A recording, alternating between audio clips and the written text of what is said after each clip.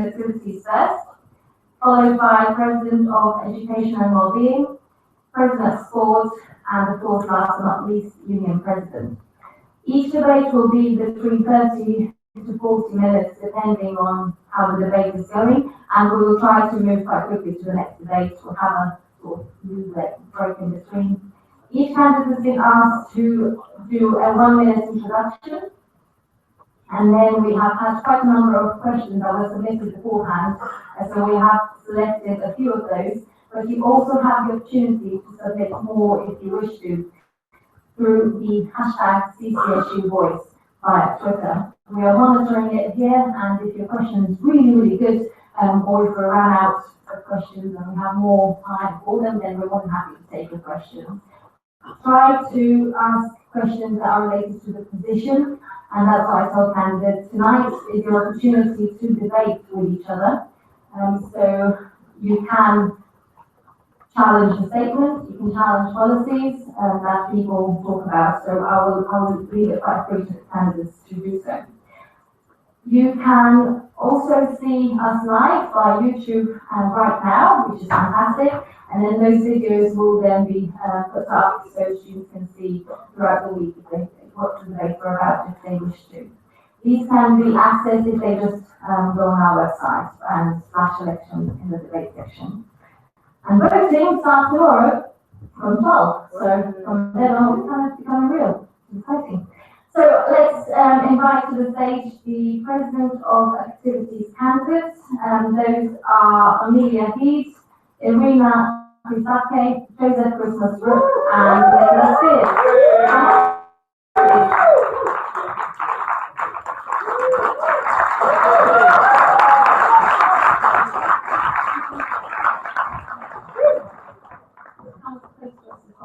If you don't mind stepping behind, so make sure it's there. Is Amelia up here? No? So, first and foremost, I'm going to ask you to introduce yourself and do your 1-minute introduction. It can work?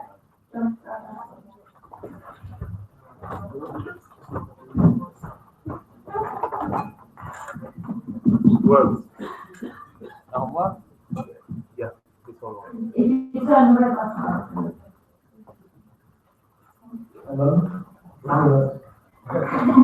Nick's got the only one that works. Oh. See, this is what we need to have. Clearly rigged. There we go. Perfect. So, without further ado, who would like to go first in your introduction? Go on, don't be shy. I'm sure. I'll go first, I guess, then. Woo! Cheers, guys. Okay, so this is Joseph Christmas Rook. Hi guys, yeah. Joseph Christmas Rook, otherwise you might have seen from my campaign material, the Lumberjack. Yeah, I'm running for the President of Student Activities. I've got a real love for societies. I actually was at the University of Kent, transferred here to be part of the LGBT Society. I then moved on to other societies, such as the Feminist Society, Politics and Debating, Video Game Society, and all that jazz. It's so fantastic. So yeah, I'm running out of time. Let's move on to some of my policies anyway. Basically, we just need to carry on the great work that Sophie's doing at the moment. It's absolutely fantastic. The introduction of a student varsity, student activities varsity, I think that would be a really good idea as well. Ask me on that, I've got details. Yeah, a £15,000 goal for RAG as well. I think that's a really good achievable goal that will make a real good difference. Student media, we really need to protect the facilities that those guys have as well. That really needs to be pushed. And yeah, student reps sort of stuff as well. I'd say that liberation groups such as the Feminist Society, the Islamic Society, things like that need more support. Cheers, guys. Thank you. Thank you. Who would like to go next? Go on. Hi, I'm Nick.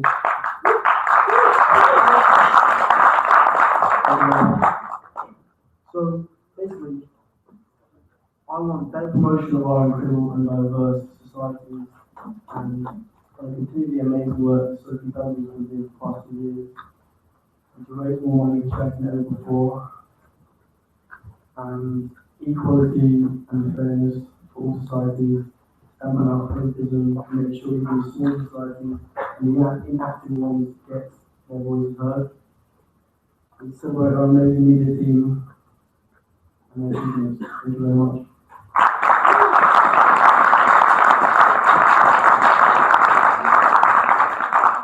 Thank you. Irina?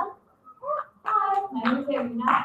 I'm a technique media and communications. I'm running for president for student activities because this was secretly my dream all along. But one of my friends told me that even if I'm nervous to campaign, I should try because that would give me more chances to me than if I wouldn't campaign at all. So I think I would be good for president because I'm friendly and approachable, and I would invite all students to talk to me for anything they want at any time.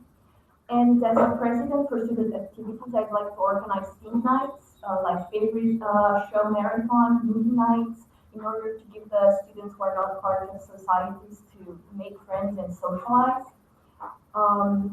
I'd like to organize trips for the same reason, to give the students the chance to connect and make friends.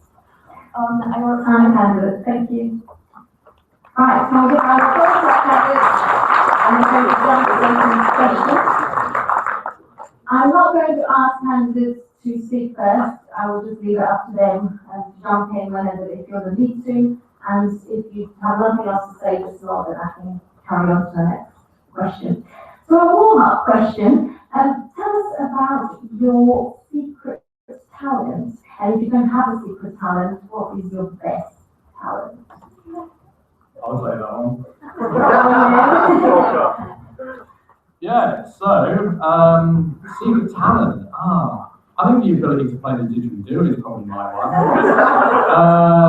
I played the saxophone as well. I've done that for about 6 years, and I did fencing for about 7 years as well, which was really good as well. But yeah, I think my talent is just really just growing my beard and wearing red check shirts, to be perfectly honest. So yeah, that's about it. Thank you. Audience, feel free to react or not.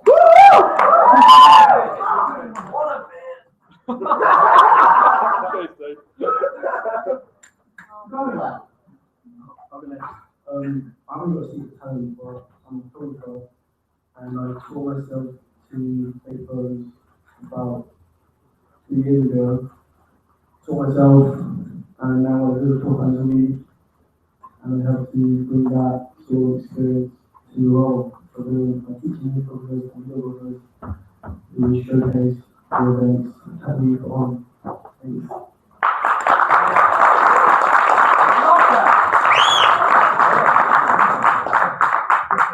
my secret talent, which is not really going to be secret anymore, is that I'm playing the piano, and I really like to make travel videos for my YouTube channel because that's I like that.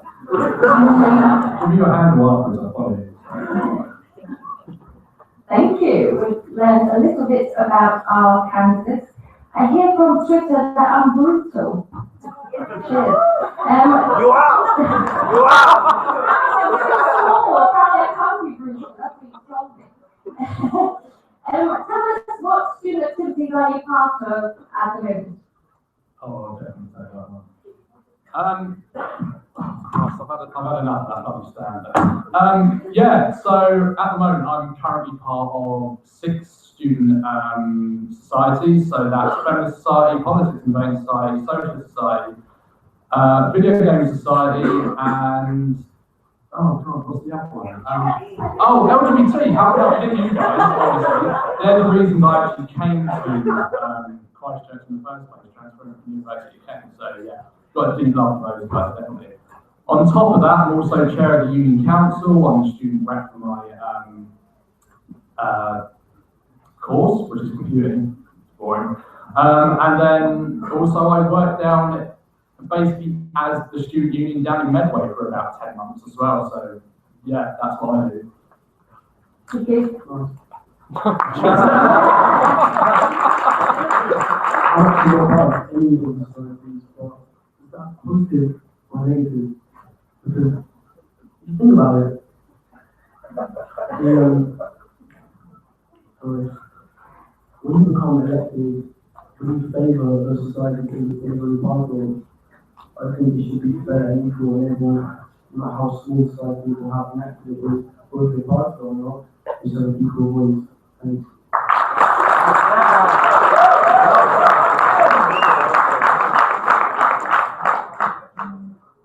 I'm a volunteer for Arts Extra. I also recently started to do a podcast for CSR FM. I'm a member of the Student Green Office, and I love doing that job. I am also a student rep for the third year media students, and that's pretty much it.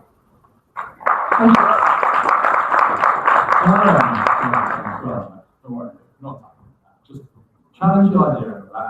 Yeah, you said about like sort of it's a good idea to like that. I think that's a really good point actually. Sort of like saying like you'd have like a much neutral outlet. But like, I think, yeah, it's an interesting way of looking at it actually. But the thing is, I would debate the idea that well, Sophie was president of the LGBT Society when she first came in, and everyone who's part of the society knows how fantastic Sophie is when it came to round of applause for Sophie. yeah, round of applause for Sophie. To be honest, I think all of us would agree that if we could just give Sophie formal and stuff, it's the best way. It's against the law. We'll change the law, Sylvia. You changed it, you were right for that. But yeah, I don't know. I think you gain a level of objectivity when you get to the job. It's like again, like going back to me being the council chair, I was the LGBT officer before that as well, and I obviously wanted to push more for those things. But when you get into the job, you get a wider understanding. It's like all these things. Like I think the anime society just has as much place to be here as the environmentalist society. So I think just making sure you share that time is definitely.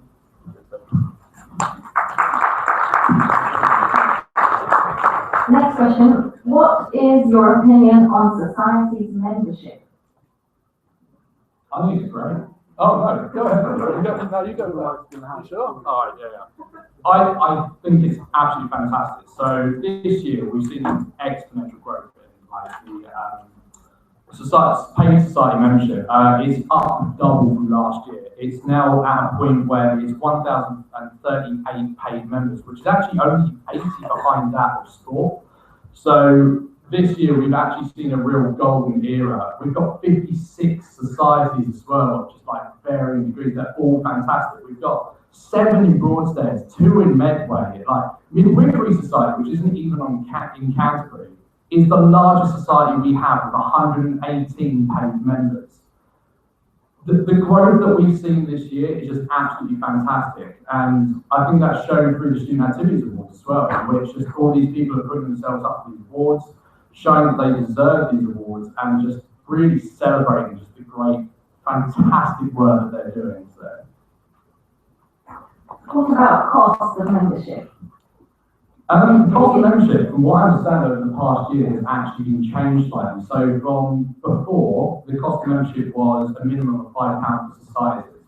Now that made sense for some societies, which, for example, would maybe need travel, want to go to conferences, things like that. So like obviously Midwifery Society, when they want to put on conferences, it would make sense for them to have the money put to one side so then they can pay the travel and things like that. But things for the Feminist Society, for example, they would only need a room every week to discuss their ideas and maybe like some money for ingredients for an incredible baby sale or like raising awareness for certain things like that. So Sophie did a fantastic idea of bringing it down to £1. Now, some would argue that, yeah, societies don't bring in as much money as sport. That's fine. There's nothing wrong with that. Sport is fantastic. I love it. They bring in such a huge amount of money for the student union. But societies, they don't. But we're a charity. We don't want to make money. What's the point? I mean, I know we break even sort of, but we're here for students. We're not here for money. So.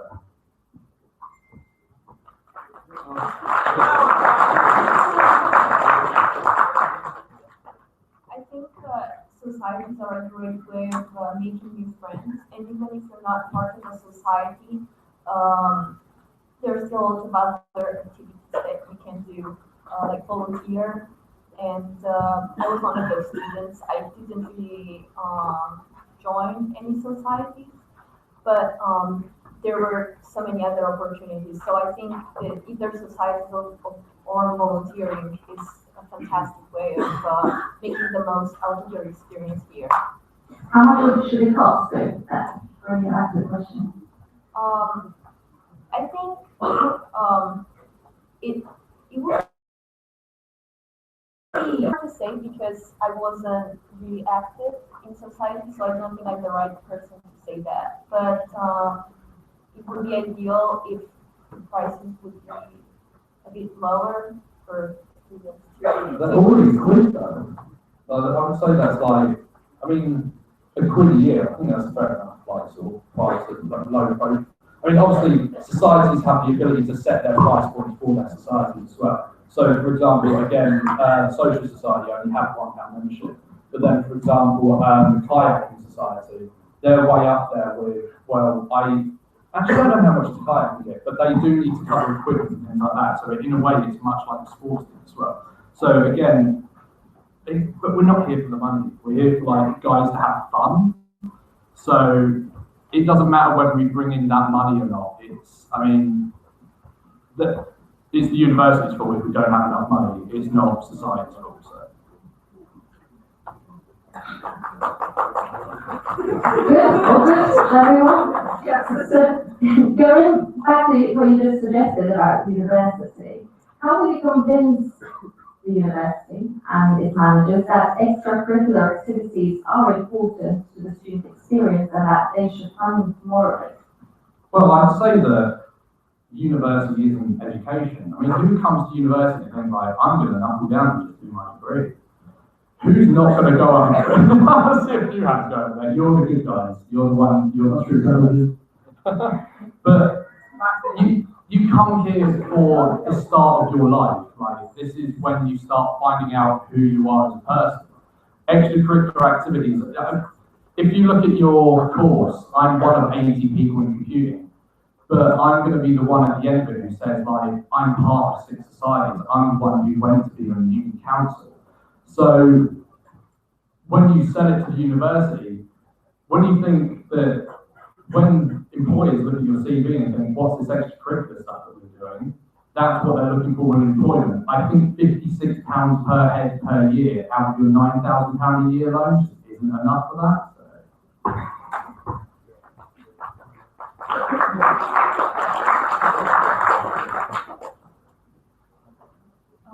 Yeah, I completely agree with what you said. I also agree.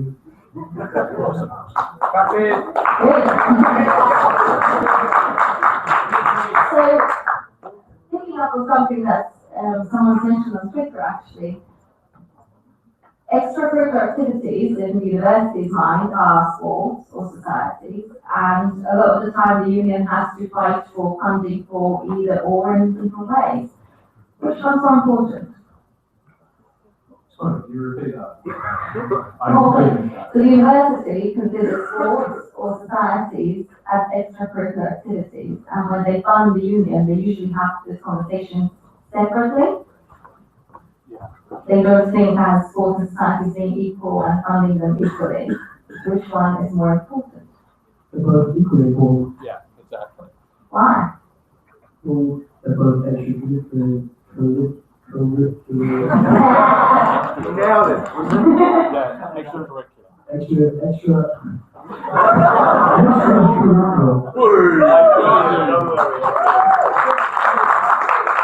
Yeah, they're both equal. I see why they're really different.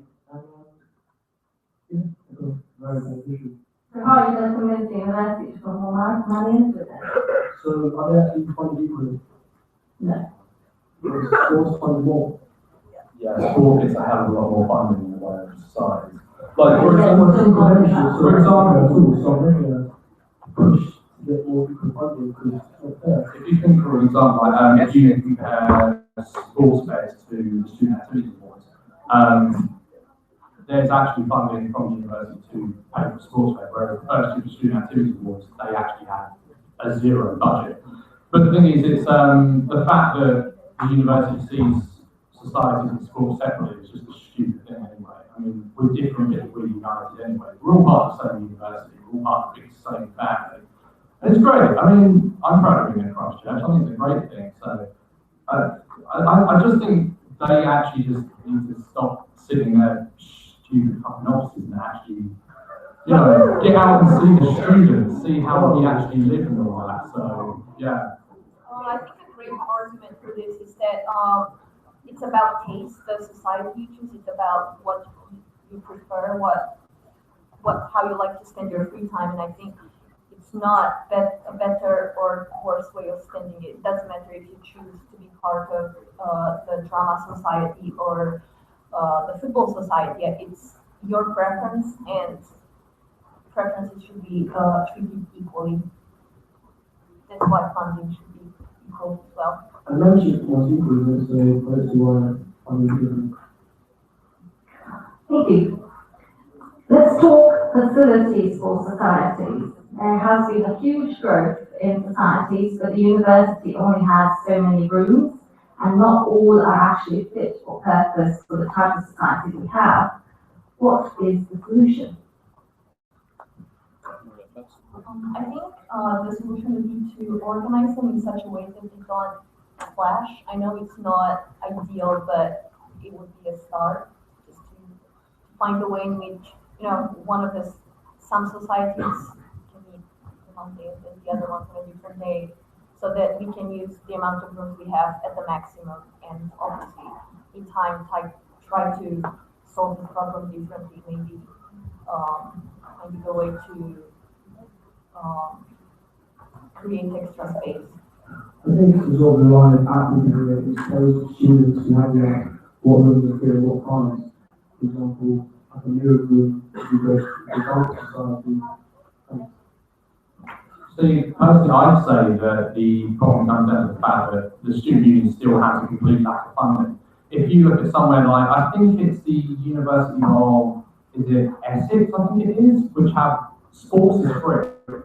You don't pay for sports as your equipment. But that's because they're getting that much money per head per student for the student union to actually push for that. Now, if we had, say, £100 per head per year, that's essentially double what we're already getting in the way of funding. We've moved from about, I think it's 700,000 to about £140,000, £1,400,000 in funding. With that, we can work with a new prison site as well. We'll be able to create new facilities. I mean, I know that dance, for example, would actually love to have a mirrored dance room just to have it themselves. So then they won't have to push tables to one side of the classroom to be able to do their shit. So. But again, it comes down to the fact that the university just isn't supporting us as a union. We need to push for more funding to be able to do the stuff that we actually want. Thank you. If we can refrain from sorry, that would be much appreciated. Sorry. Crosses and Medway, how can we increase activity there and make them feel more part of Christchurch, but also give them the equal experience they deserve, because they also pay £9,000 a year? So Broadstairs and Medway are very separate issues. The problem is that Broadstairs and Medway are lumped together too often, and to assume that they want the same things as us is completely wrong. Broadstairs, yeah, they do essentially want the same thing as us, but because there's only, I think it's like 2,000, 1,000 students down there. We just don't have the funding to do that, to be able to increase the facilities down there that they want. Now, Medway, for example, is completely different, and the fact that they're all practical courses such as nurses and paramedics. They don't want nightlife. That's not the sort of thing that they're after. There's a few students down there who do want that, but that's not what they are after. What they want is a space of their own to be able to do stuff like that, and weekly small engagements in which they can get in and out of, as opposed to sort of like, with the big quiz that we do on Sundays, that just wouldn't be applicable to people down in Medway. It's completely the thing. So what we need to do is to make sure that these unions on the other campuses are still joined with us, and then we can still do joint things, but they need to have the funding to be able to operate completely independently as well.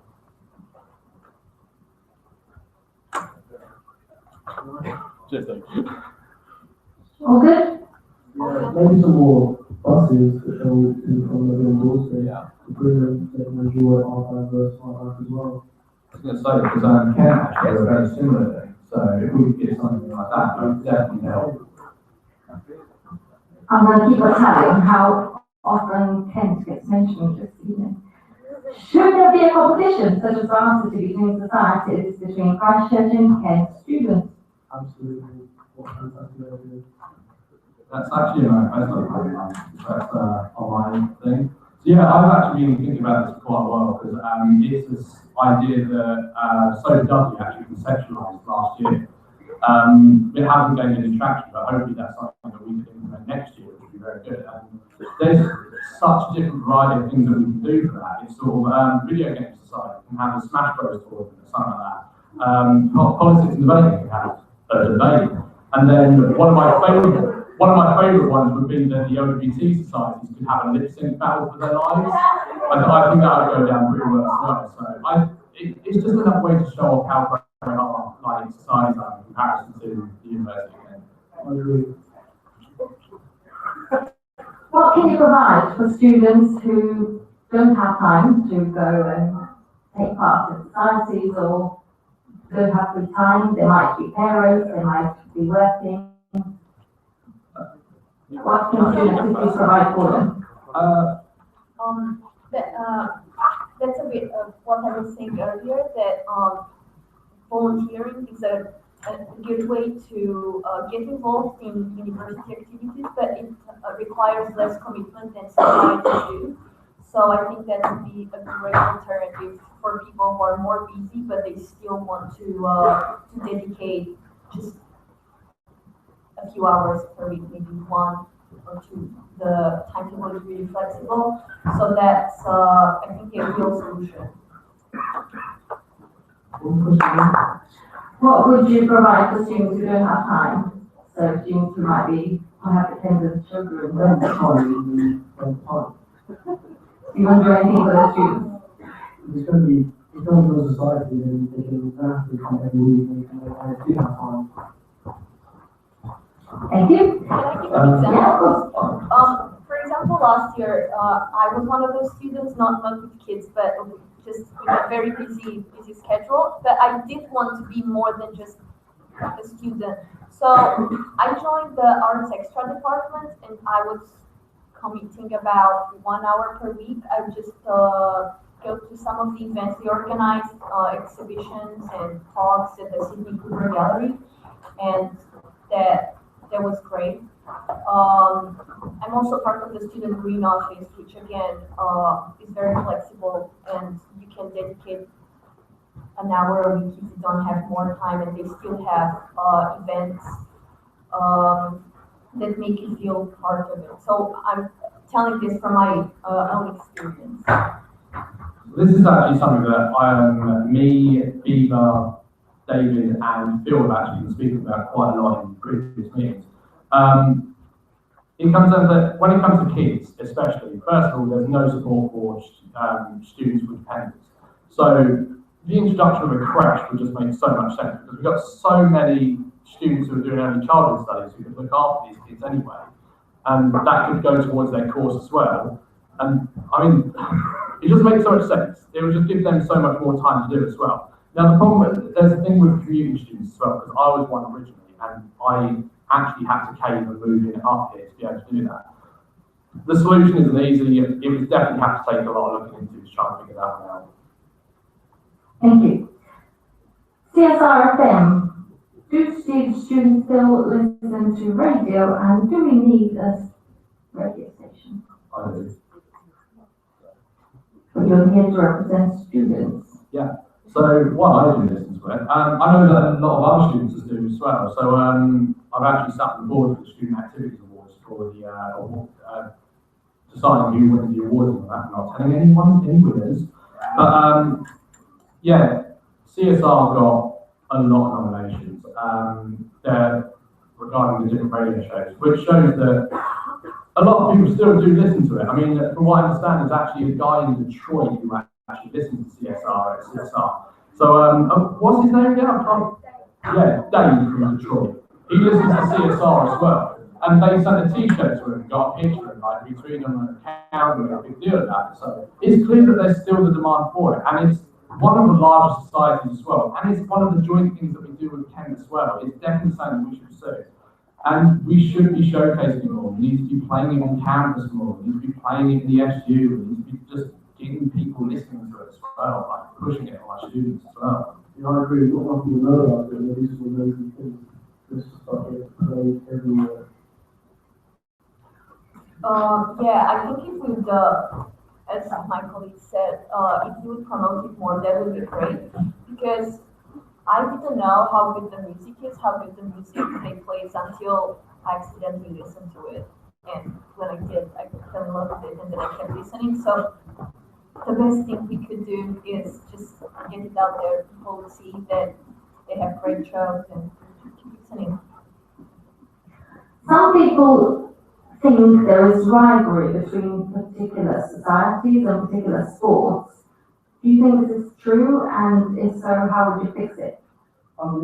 This is true, and if we're elected oncoming position to be neutral viewpoint, so we'll have more variety, it will be improved. And then we're coming back to the problem we discussed earlier. I think the solution to fix this this problem would be to treat them equally and give equal funding in a way that they would realize that they're all equal. There's no better or worse, as I said before, everyone is equal, everyone has the same, should have the same chances to make the most out of their time in Christchurch. Exactly, I agree. Regardless of how big it is or how active it is. There has been some rivalry between society and sports in recent years, and it's like, no one likes it. The rivalry is just, there's no point. We should be working together. Like, we're all just one big group anyway. I know it's a big thing that people want to be pushing for as well. It's like the unification of societies and sports. We're one big family. Think of the amount of money that we can do fundraising together if we do joint events. For example, the Chargers last year did a man versus food competition, which I took part in. That was so great. I felt, even as a society member who just saw their posters up and around all that, yeah, I just, even though I was a mess of it for like about an hour afterwards because of that bloody jalapeno curry that they gave me, it was a really great experience. I really felt connected with those guys, and it was a really enjoyable experience. So more joint events like that should really be pushed. Yeah, I agree. More collaborative events. SABs have permanent desks in the office. Should SABs have a desk? Yes. Of course. Why not?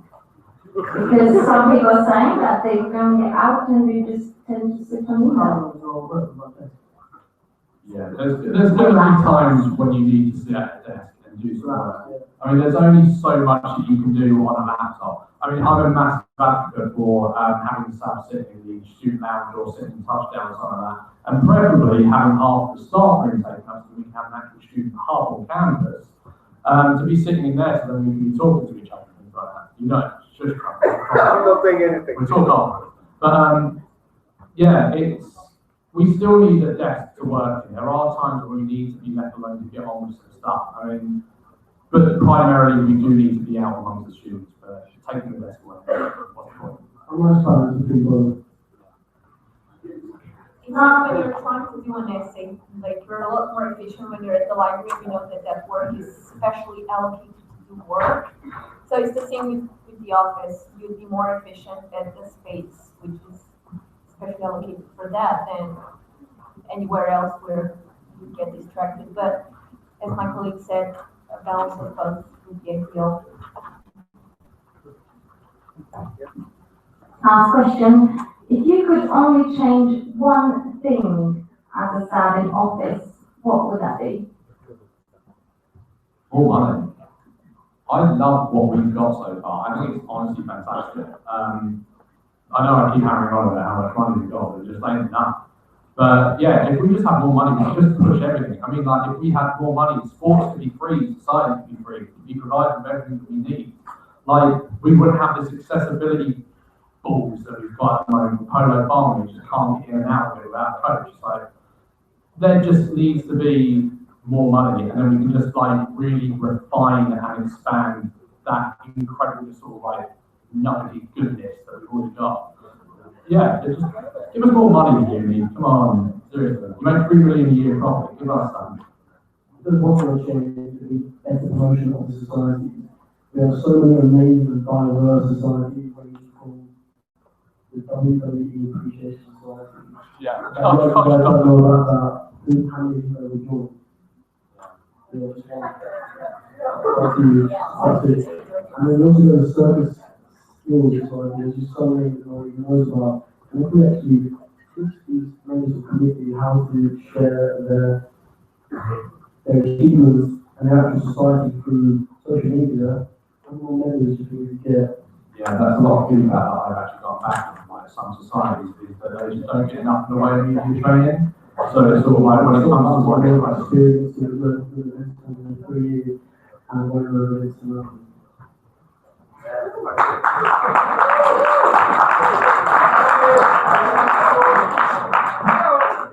Before we finish, do you have any closing remarks you might want to address to the lovely audience?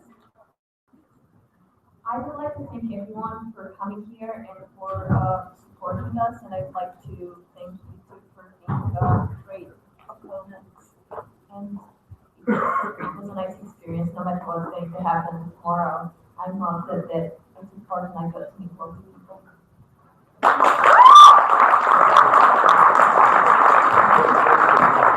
I can't really do much more than echo that. I think just, yeah, thank you everyone for turning up, giving us the chance, giving the chance to listen to all of us.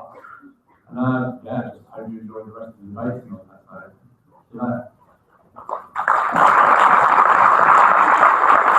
I agree with you said in jest, but make sure you back the best of you. For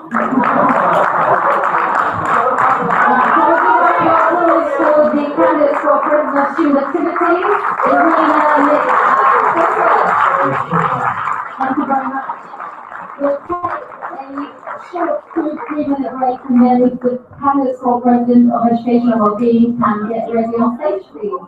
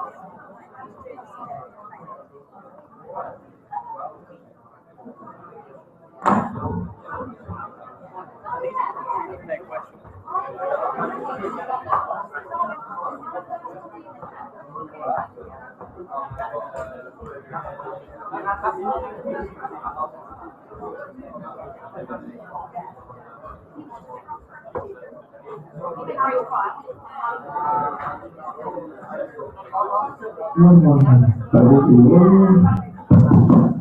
Hi, Deb. Hi, everyone.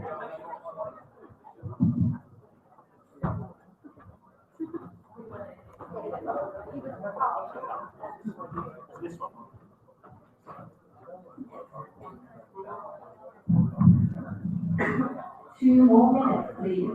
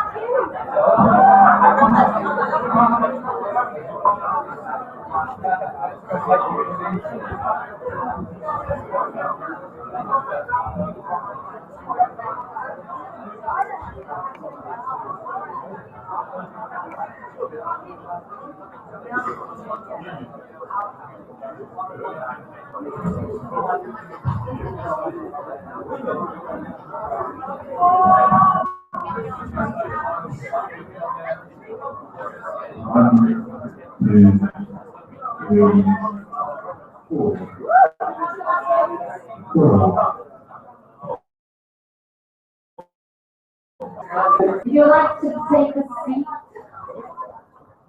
I know the bar is important, I'll let you finish. Can I have the candidates for President of Educational Wellbeing testing on stage, please?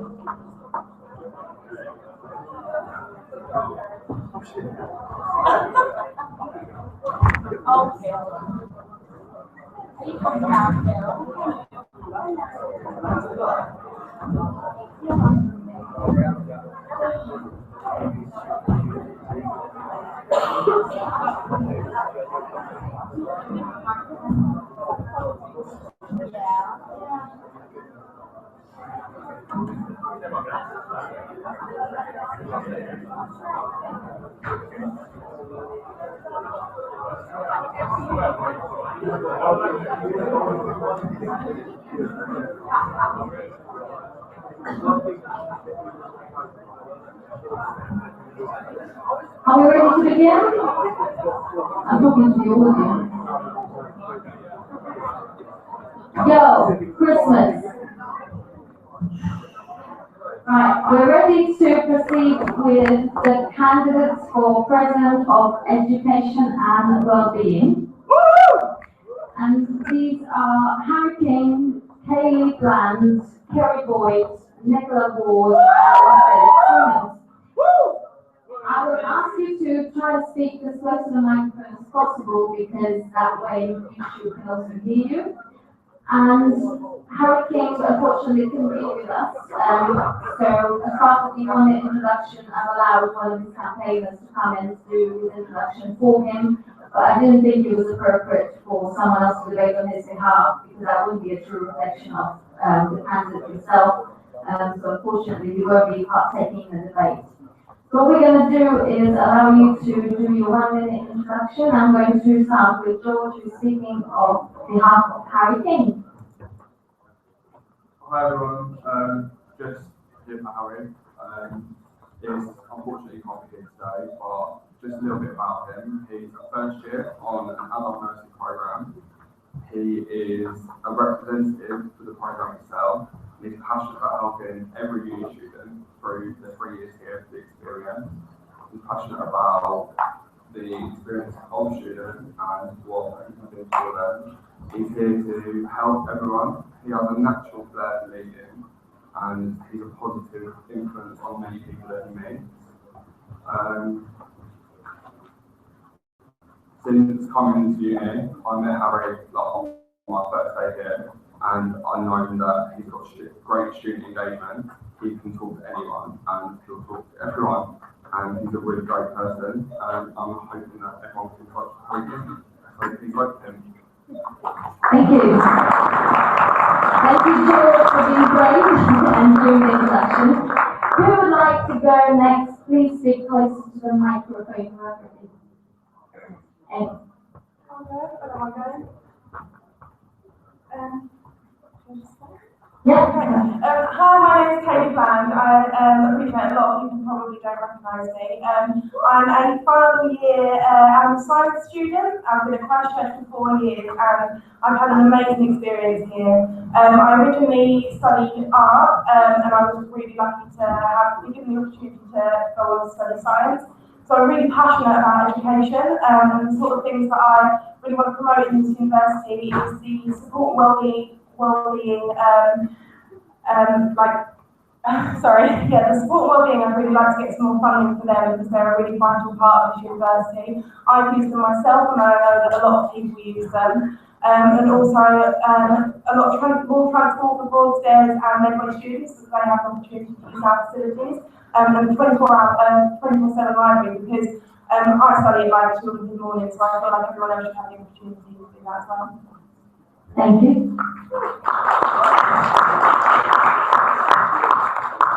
Who would like to go next?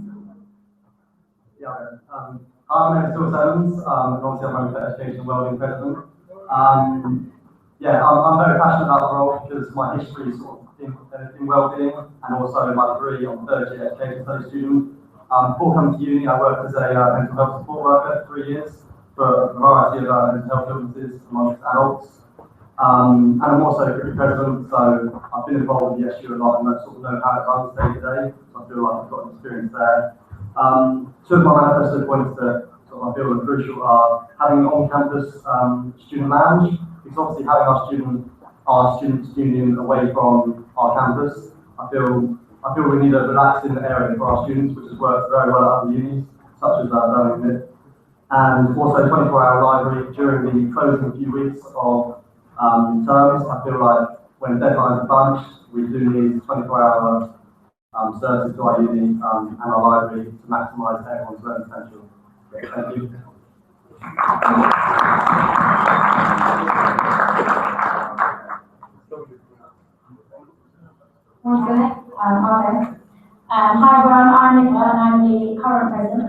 and wellbeing, and I've had the privilege of the past year representing you all. I have done some really hard work this year, changing reassessment. You now will have 2 childhood reassessment. You can choose which assessment you have. I've been to boards over midway multiple times, making sure they're not left out. And also, with the university running the alcohol impact accreditation, and we actually got the highest response rate across the UK. This year I'd really like to carry on that work by raising the awareness of mental health, because not enough people talk about it. Increasing the amount of student representation on university committees, and also working the student rep system, because student voice is most important, and also tackling landlords is something we all struggle with. I struggled with my 3 years, and it really needs to change.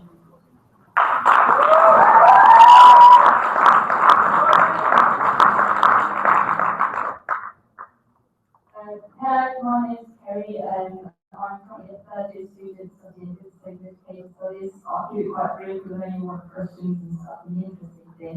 It's quite a question that a lot of our members is actually quite similar, so things like the open 24-hour library and more transport inclusivity. And actually, there's one thing that should come out, regardless of who gets elected, is that it sends a strong message to the university of what we actually need and what we want. So good luck with the campaign. Things which we do also need to include is stuff like inclusivity for students. So perhaps having something like a stopover scheme that we want to work with the student activity program, whoever it is, so that communities can perhaps stop over and join and have accessibility to society and stuff like that. But also perhaps getting rid of the first fee that you get for having your library book returned linked. Perhaps have a caution, Thank you. As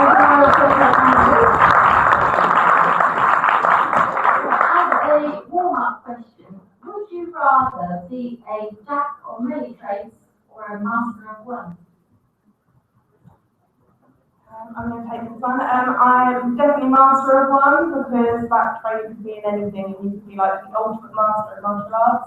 That could get you like really far. Yeah, you're definitely a master of one day. I think you can help out so many more people if you're a master and know a lot more about one thing rather than knowing a little bit about everything. Yeah, I agree. Master of one trade.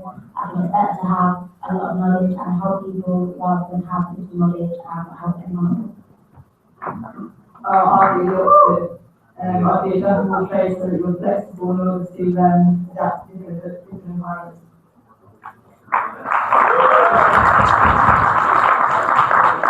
So considering that this role is a balance between the education side and the well-being side, how will you master both? I think for me personally, I've had quite a lot of experience within both of them. But I mean, they come hand in hand anyway. If you've got good support with your well-being, you'll go far. So yeah, like for me, it is sort of about maintaining a nice balance between them, and not sort of over enforcing one of them. From my experience of doing the role this year, you can't actually have one without the other. Either your well-being is affecting your education, or your education is affecting your well-being, and therefore I think the role just fits perfectly hand in hand, and you have to dedicate your time to both of them.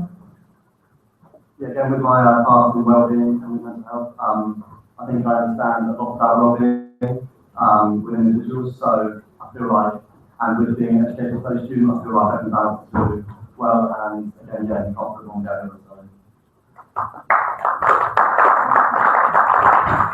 I'd say it depends on what the issue arises. Obviously, some students go through university life having no well-being issues at all, so for them it's purely academic experience that matters then others it be well-being. So it depends on what you're facing, what you're struggling. Thank you.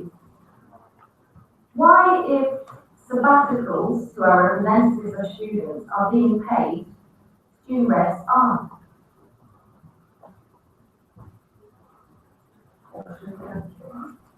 I think like student reps, they're a part-time position, and I appreciate they're not getting paid. But it's a really good role to take on as a student, because you can work alongside doing that alongside doing your degree, and I think it sets you up in a great position to take on a sabbatical role, because you then you can learn about the SU, you can learn about people that are at the university. So I think it's sort of an early sort of experience to have to set you up for a stronger experience ahead. Yeah, there are obviously a huge number of student rep roles, and obviously they are specialising in sort of more one area than education and wellbeing officer will be. So as education and wellbeing officer, you're obviously representing 18,000 students, whereas as maybe, for example, mature students, student rep, you won't be representing as many. So student rep, again, they do great work, but as representing 18,000 students, it takes on more roles. Sorry, can I just say, it is a volunteer's role, and as an animal science student, I've done a lot of volunteering outside of university hours, and I think if it's something you're really passionate about, it should be something you should take on, because a lot of people volunteer for their careers in advance. So, yeah, that's... The student has a number of other representative roles, like president of schools, president of societies. Why aren't they getting paid? They do a lot more work.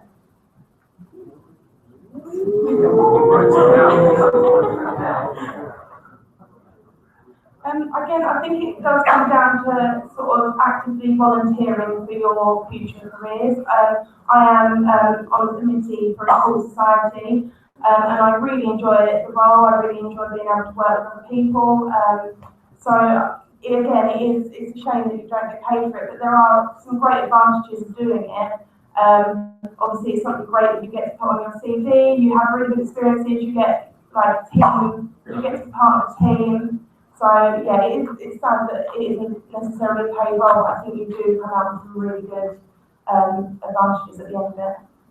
I think I can speak from that on third hand, because I'm cricket president currently. So and I think you sort of go through that club for a couple of years, and it's definitely a passion of yours, and you feel like because you've got so much from that club, you want to take it further. And obviously, I understand that exactly the same as education, but as it's a full-time role, I think it takes on a slightly different approach to being cricket president, where you may only do a couple of hours a week, or some weeks it does feel like a full-time role, but generally it's just a couple of hours, and it's your passion, and you want to give back to that club.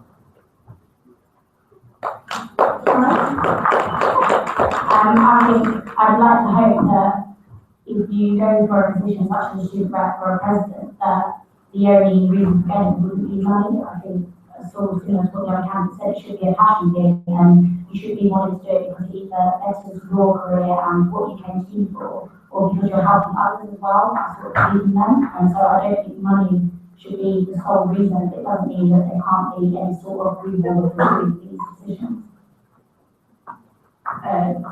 Yeah, similar. It's a volunteering opportunity and career prospects, but also the fact that reps and presidents are representing a smaller number of students, and therefore successful, so you have got a lot more demand, because it's more about the implementation of policy and working with higher management and getting things done, so therefore the demand is there, and you can't possibly still study at the same time. Thank you. Timetabling is an issue every year, yet nothing changes. What will you do to make it right for students this time around? I'd like to start by saying I've already done something this year. I sit on a board which is the individual student timetabling board. When I started, the figures of students that didn't have timetables were either getting wrong timetables, they were changing, or things were going wrong. Since that, by the end of this term, there's actually going to be a new policy that says that lecturers cannot change or move a lecture within 7 days of the lecture itself. So that's something that I've actually worked with this year. And also, they're actually going to be setting up a new system which comes in September, which means that routes are now actually be set by preference. So say if you're a sports student and you need a sports lab, you will get that lab over a student that may not need a lab, or say if you're a dance student that needs a dance hall, you would get the hall over, say, a lecture that may be put in a hall because it needs more seats. So I really want to work on that and carry on doing the work, because I still think there's a long way to go, but it is improving. Something I would like to put forward is the idea of no lectures to finish after 5 p.m. I know this is a problem here at Canterbury, but I also know it's a very big problem for a lot of people at Broadstairs. Often Broadstairs students have a long way to travel. The travel can be difficult when buses don't run it very often. Also, it's really important for students with children because childcare after 5 o'clock can be very difficult. So I think, to no late lectures, I think that's a really big thing for me. I think the timetable, the big problem is consistency. Certain lectures, I mean, I changed in some of my lectures, I change every week where I am, different buildings, different rooms. A certain amount of consistency needs to be implemented so that we can, so that as a student, you know, week in, week out, where you're going to be, it makes it much simpler. And with the problem with timetable and room booking, I think the problem will sort of start to sort itself out with the, with obviously buying prison and a lot more land for the university, it will start to sort itself out. But in the meantime, again, I just think consistency with room bookings, again, no late changes with our room bookings, because that much students over a lot. And so, yeah, just consistency really. I agree with the same previous point, but something that I'd also like to mention is the fact that sometimes, me personally, being a combined student has a whole raft of problems. For example, my two subjects, one of them does short back modules, the other one does long thin modules, which is quite tricky in terms of deadline. So one of my problems would be to ensure there's no deadline function, which would also be connected in the timetable.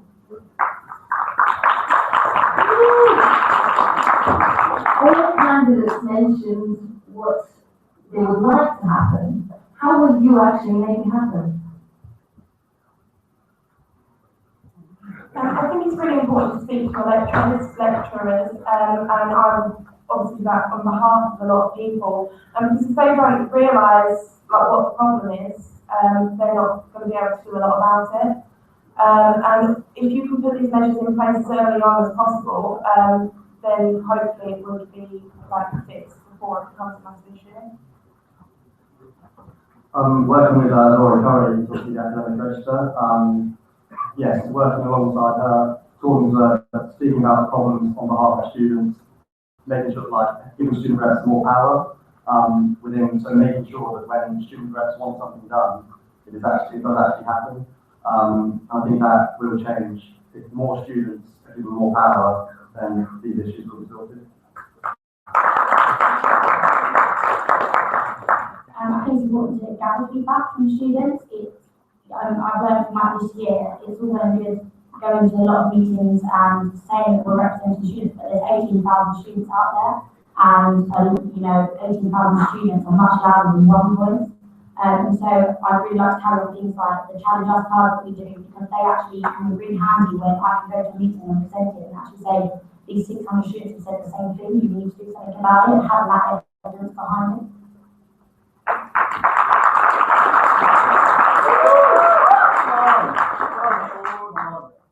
As the General Rogers team also on Union Council have recently been working with the current president and going to meetings alongside with him in terms of academic life within the university. And it's something which, if I was elected, I want to encourage to be made, and more Union Council officers have more influence at these meetings as well, getting more understanding in terms of the policy and lobbying in the university.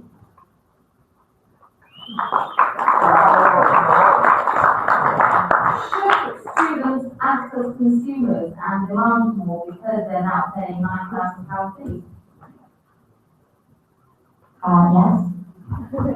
The simple answer to that is yes. I think if you're paying that amount of money, you should be getting that amount of dedication back, and students just don't get that.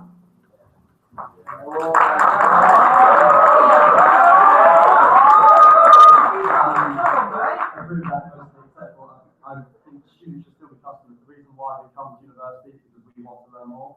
And being consumers means you're expecting more before you actually want to give more. But I agree that since 2012, tuition being increased, not enough has changed at all, and the university needs to start giving more back to us as students.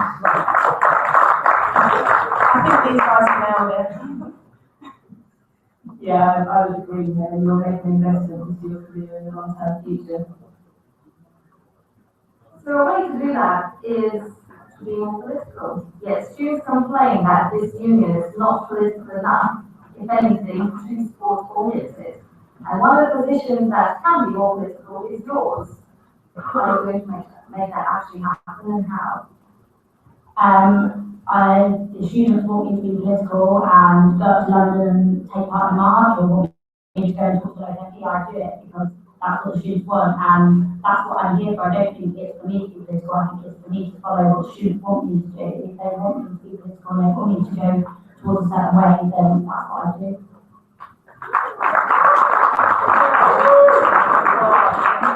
It's all about the student experience and maximising what they get. So it's all about student voice, what they want to happen is what I would support and make happen. Yeah, it's about, first of all, I think we should always be having some sort of project to look at working with the university, see the result is first in a fair manner, and then obviously being more aggressive in terms of working with the local authorities and trustees, and do whatever right. And I think it's also about making sure that you involve everyone, obviously not just sports, but like especially with societies, because we do have great politics and debating society, which would help support any debates or political campaigning.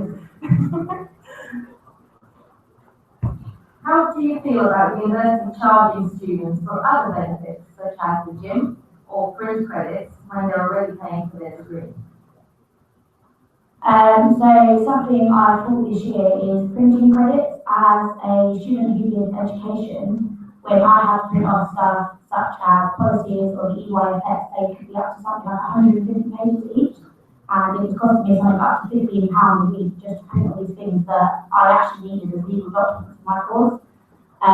So something I'm currently trying to lobby the university with, which quite a few universities have, is called Print Mark, which means that students wouldn't have to print their own work, that use all electronic and it's all online submissions, and partly it's something like a performance piece or a presentation. And so if the lecturers then want to print off the stuff that they need, they print it themselves and it comes out of their money rather than students having to pay more on top of fees they already pay. And the fact that the university never tell you that before you pay it is just another hidden cost.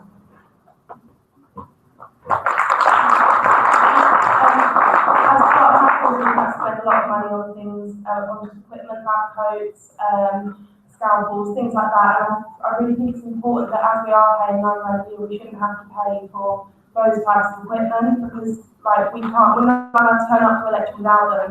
So it's not really fair that we should have to pay for them when we're paying to be here. Yeah, part of my manifesto, one of my manifesto points is making things more electronically available. I think every reading that we get should be available online. I mean, a recent research study showed that 47% of students have tablets. It's so simple to take a tablet into lecture, you've got the reading on there, you can access the points you need. It will save a hell of a lot of money on printing, which also will help the university go green as well, which I think is a massive point and very crucial. So yeah, I just think electronic is the way forward. We live in the 21st century and we need to make more things available online. It's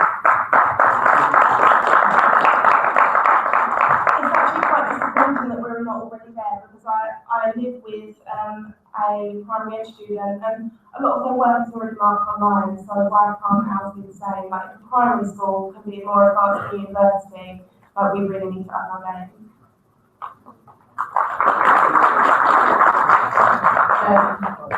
The other part of your question, the gym, one of my obviously being well-being, I do champion fitness and health and well-being, but I do think it should be cheaper for students in order to gain access to the gym.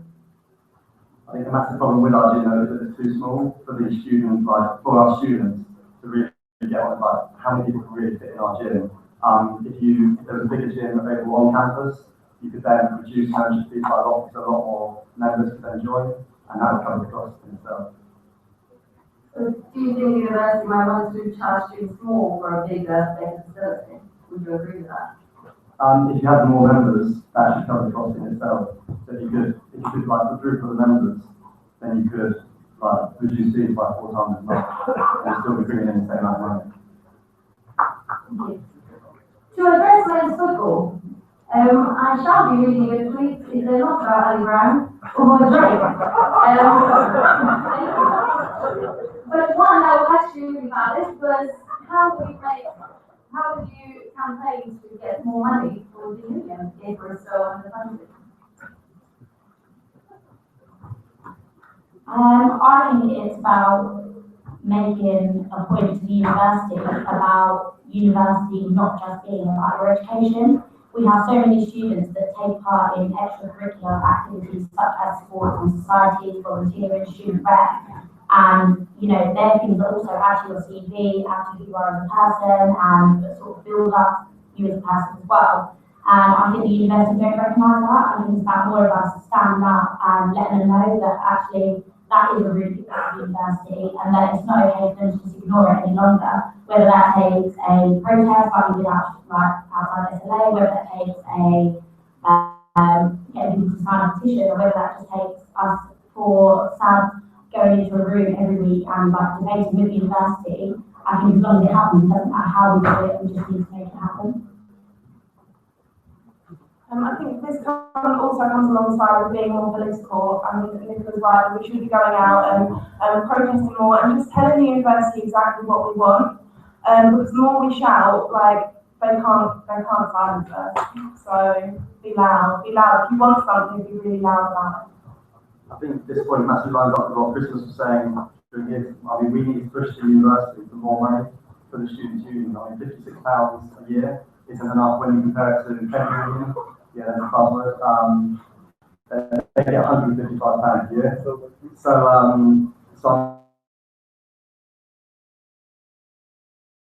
we need to cut the costs, but we should work together, especially as sports ads, which I'm not sure if it's happened before in the past, but I think sports ads need to work as closely as possible together. And if we're all backing the same thing, we'll have more students behind us, more student activities, more sports, and more student reps, and we can achieve so much more if we all work together.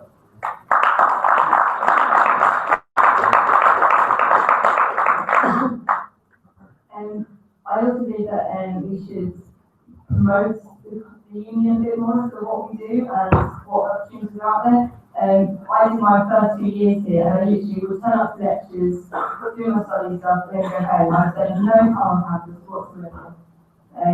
Since coming back from my gap year out, I've fully embraced it, become part of the union council, become part of the society, and really spent much of my time here and can see the benefits of having enriched students with the life experience. The other week when I was at Union 4 down at Broadstairs, we were doing the challenge dust cards, and I went up to a Broadstairs student and I said, would you like to do this? And I'm not confused, the response was, yeah, but we're not really part of Christchurch, are we?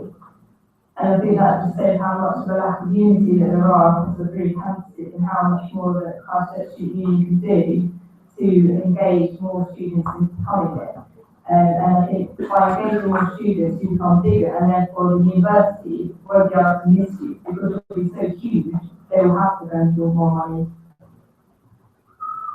Thank you. A question that's been mentioned quite a lot on Twitter is related to lab culture, or more harshly called rape culture, which is something that is increasing as an issue at British universities. How will you actually make a change? So I have meetings with the president of the Society, and I currently sit on a lab culture and violence against women group, where we discuss such matters and how we can change the culture as a whole. I think it's really important to remember that the word lab culture is actually quite discriminative itself. I comment lab culture implies it's only men, and it's not. And I think it's important to remember that as students do feel like there is stuff like this going on, and as our role as a SAT is important, it's also important to look at the other side of things as well, and not just go with what everyone's saying about the interest going with lab all the time. In their actual definition of lab, they point out sports teams, which I think is wrong. How can we sit and say we're going to stop lab culture and change that culture if we're still in a culture where people attack sports and only say sports would do it?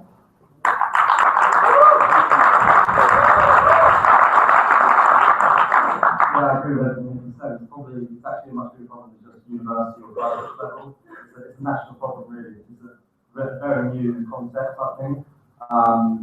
So, I mean, there's got to be ways around changing it. I agree with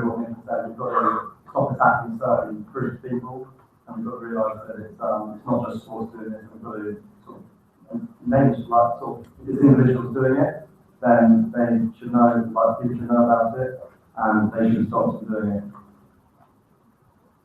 Yeah, I agree with everything both Phil and Nick have to say.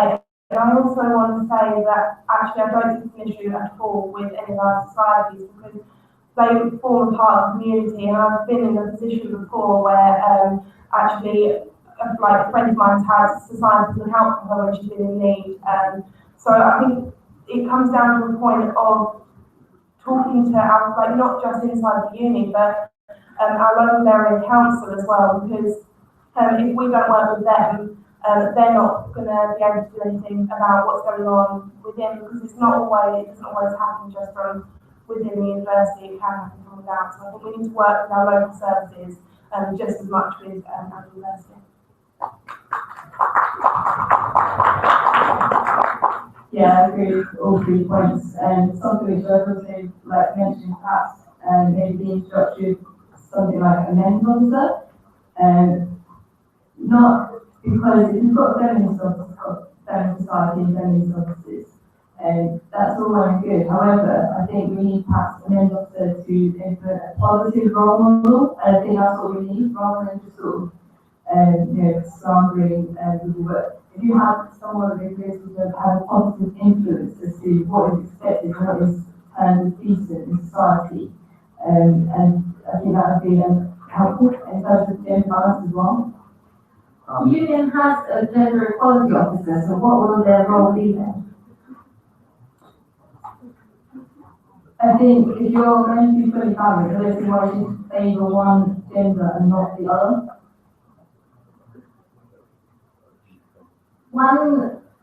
The thought is challenging a comment that says that culture is discriminatory to men. What do you guys think? I definitely think it is, because like it's sort of like when you're at school and you're given a stereotype. It's a stereotypic word, and I think it's really unfair to place on like anyone, because it puts someone in a very specific category, and that's not okay, like, at all. Yeah, I think it is discriminatory in the fact that if you now go out, if it's a group of just men going out and drinking, I think the risk, like, straight away people will be like, oh, that's a bunch of lads, and then that itself is discriminating, because they're not going out for lad culture reasons. They're just going out because they're going out with a group of friends. And it's the same tag that we've got on women going out as a group. Run more on this, or can we run to landlords? I don't think it's only men that partake in sort of lad culture and sexual harassment, but if you look at general studies around lad culture and sexual harassment, it generally, you tend to get statistics like 80% of women, you never get statistics that say 80% of men. And I think just because it's less, maybe less men that get attacked than women, I don't think you can still ignore it, it still happens to them.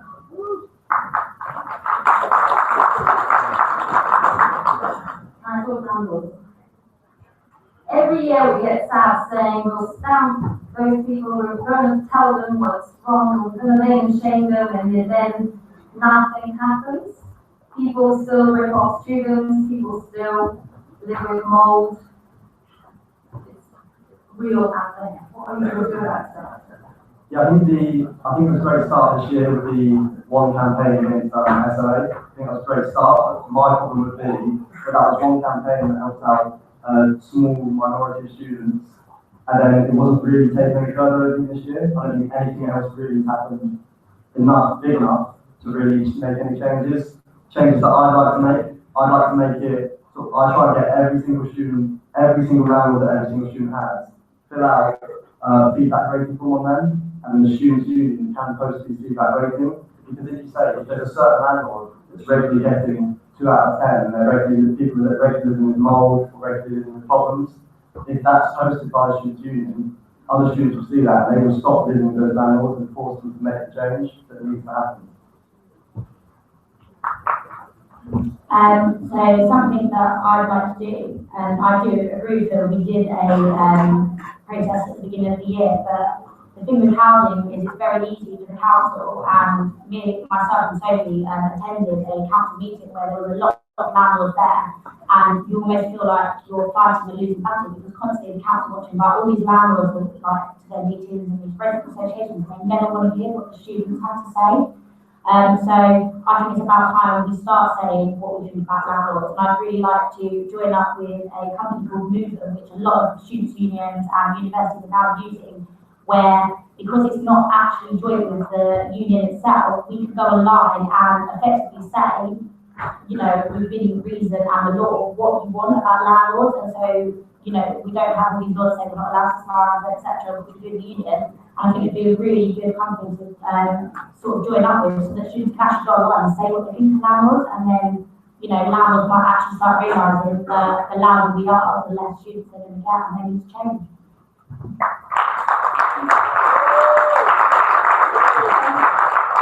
Alongside with using companies such as Mover, I do feel that if we do have a good landlord, then people should be encouraged to tell people that they're a good landlord, because like you often hear a lot about bad landlords, but you don't often hear about people who have had a positive experience with their landlord. And I have been on both sides of the fence, so and I do think something like Mover would be really, really good. We should be able to quite easily see what's what more positive landlords over not negative.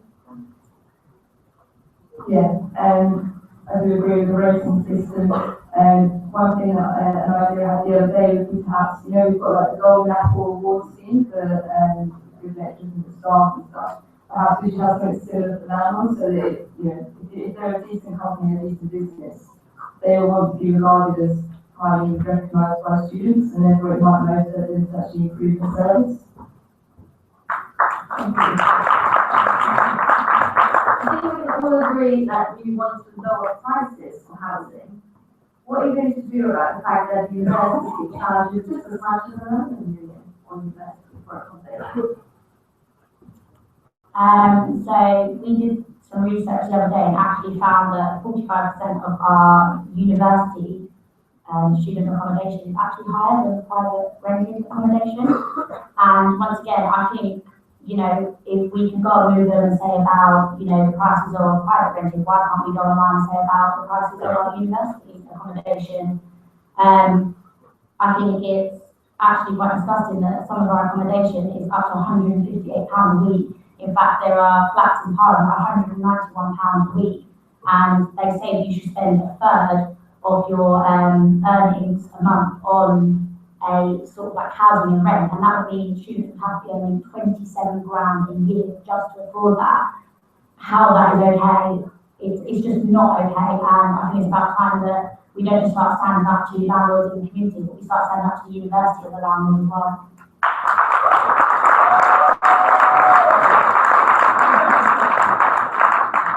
I think obviously agree with Nicola, but I think this is where, again, being political really comes into it. We need to lobby with our university to let them know that it's not okay. Like, we can't, your first year will be the main year that you live in halls, and you can't, like, you shouldn't be using most of your loan to just be surviving, because it's not teaching you anything. That's just, it sends a lot of people home, and it gives people a really bad experience in their first year if they're like leaving themselves in thousands of pounds worth of debt while they're just trying to cover their accommodation alone. Yeah, completely. Thank you. What are you going to do to offer an equal student experience for disabled students?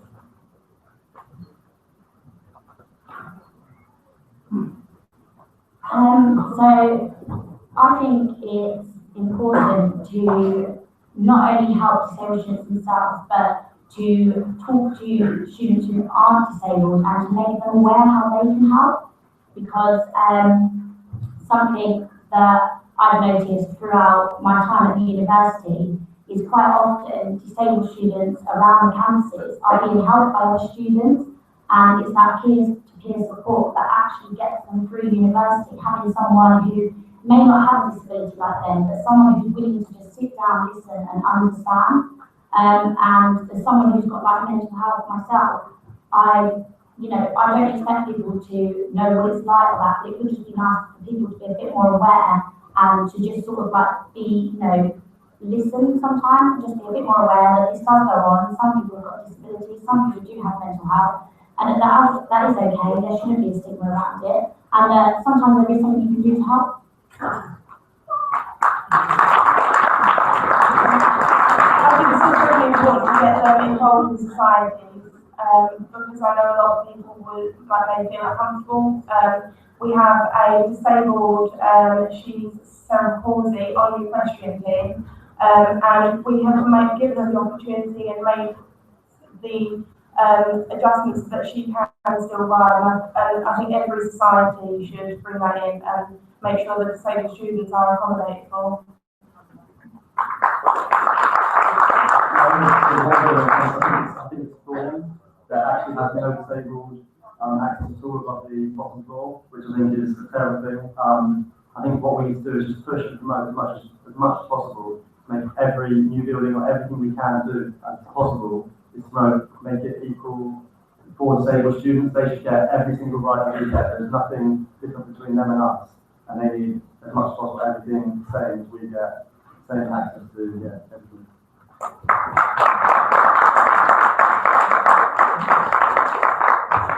And I also building on that, how to make sure that time-saving and room is adequate for what's needed, particularly if there's particular lighting issues within the room and you to whatever activity it is, as well as also moving some of the student support services on campus as well, to make sure that everyone feels graduated. Thank you. We're running out of time, so last question. If you could only change one thing as staff, what would that be? Here's the same one. It's on purpose. One thing. That was a great reference to see before. I think my one thing would be making sure that every single student has access to one-to-one time with their tutors. And I believe that our tutors should have an open door policy for a minimum amount of time each week, so that you don't have to spend days trying to book an appointment with them. You can just walk in and sit down and speak to them. So I want every tutor, every lecturer to have an open door policy. I think for me, it's all about the student voice, whether that's through student reps, union councils, staff, or just having students on committees. At the end of the day, you are the people that pay the £9,000, and therefore your voice should be the loudest and the only one listened to.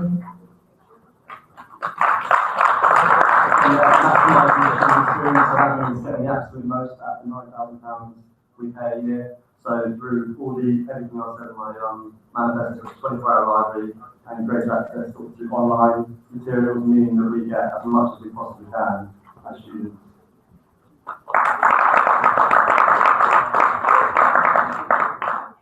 For me, it's about making sure that the experience is adequate for all three campuses and for community students.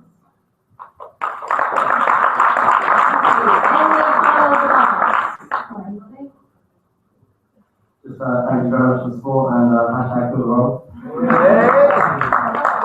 Just make sure you all vote. Yeah, the same as actually the most important thing is to vote. Yeah, you should vote, and if you want to see a good, I've got to see this too. Right, well, thank you very much. Canada Corporate of Education on my team, Harry King, Katie Bland, Terry Boyd, Nicola Ward, and thank you. We'll take a 5-minute break and then we're going to go to the process of support.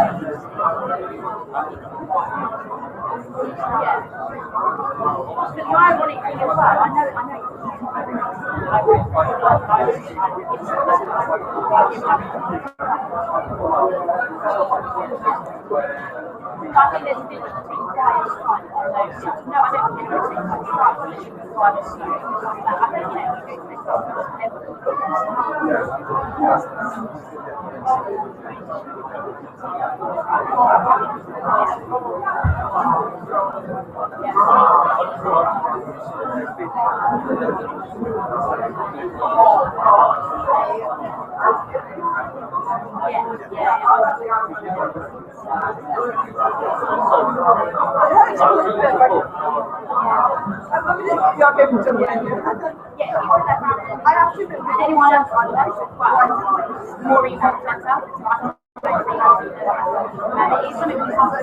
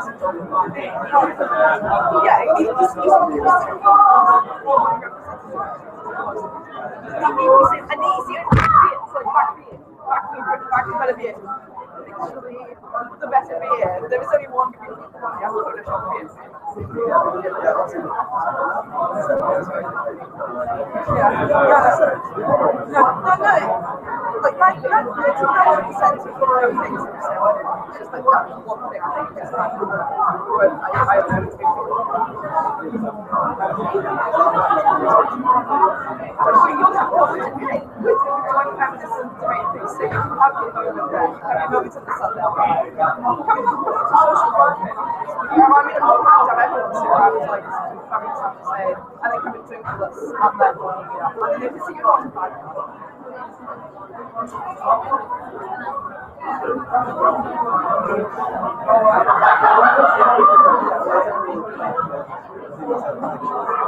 Yeah,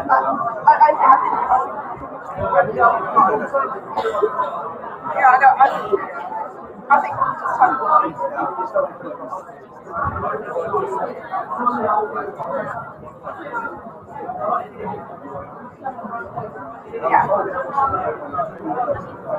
yeah, no, we face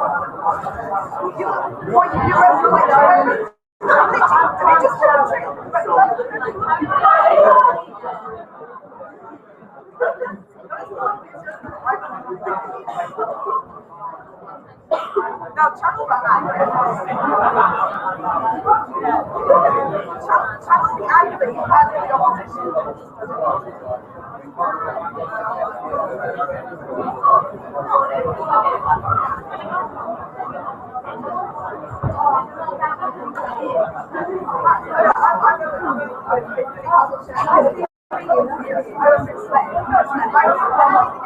We lost.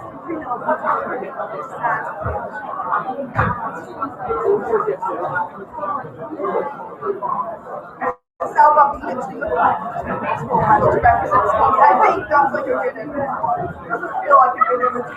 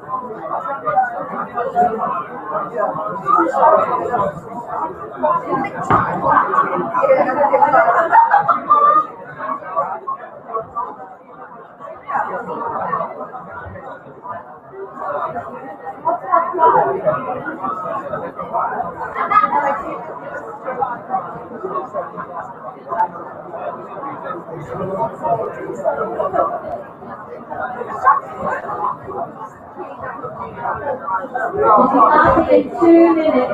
Yeah, no, I saw. I'd be kind of like.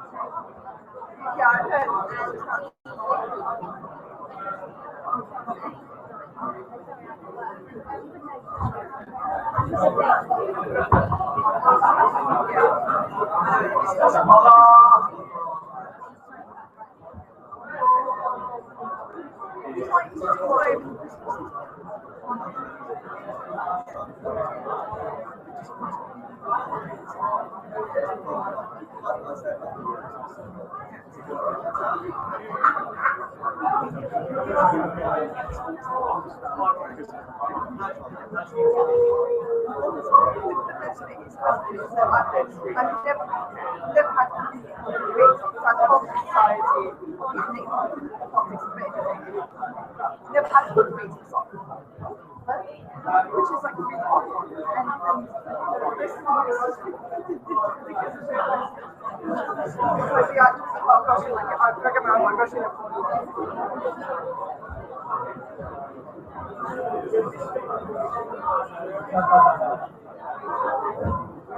I please invite the candidates for President of Sport on stage?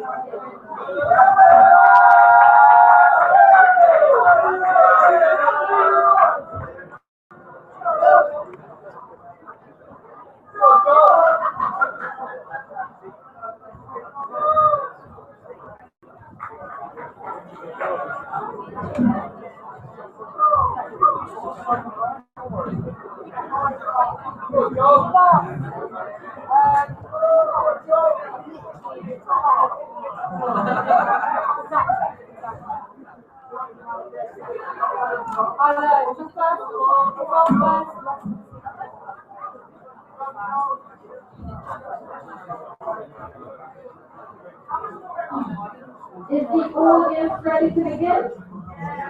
Yeah. Good. Would you mind taking a seat?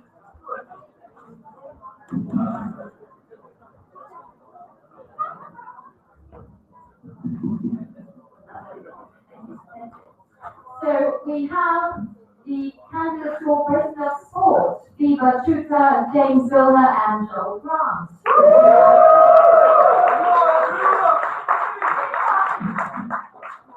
What I'm going to ask the candidates is to do the 1 minute introduction and then we'll jump into questions. Who would like to? Go on. Okay. I do apologise for being covered in mud, but I've just got back from a game. I'm here because I sport, and those of you who don't know me, I'm Viva Tuta, I'm women's rugby president, I do hockey and athletics. I've been part of the sports exec committee for the past 3 years. The past 2 years, I've been nominated for sports personality, and last year I got nominated for the Christchurch Sport Award. My manifesto point is sort of really simple, but if you play sport, it's relevant to you. My first point is through Future Pilot Farm. We've got 65-year contract with them, so it's time that we use the space up there. I hope from tonight you can see that I'm the right candidate for the job, and are you a believer?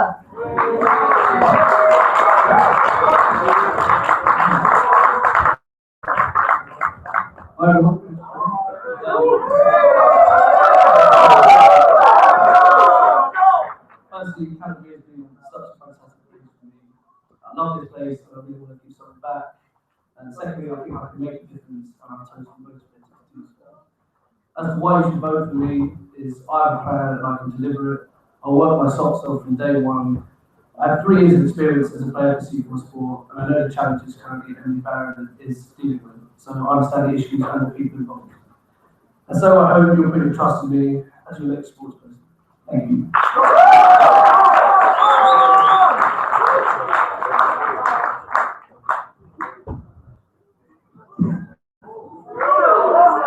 Hi guys, my name is James Vilna.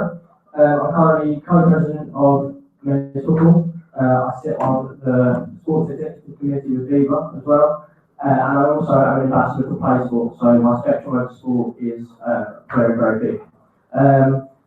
My manifesto is online. You can have a read of my manifesto, that's fine, but all I'm going to say to you is I'm going to do what the students want, because the student voice is the most important voice. I'm not going to promise anything that I can't deliver. I'm going to be realistic and base myself on approachability and dedication. So please vote for me. Thank you. Thank you. The random warm-up question. Would you rather always lose or never play?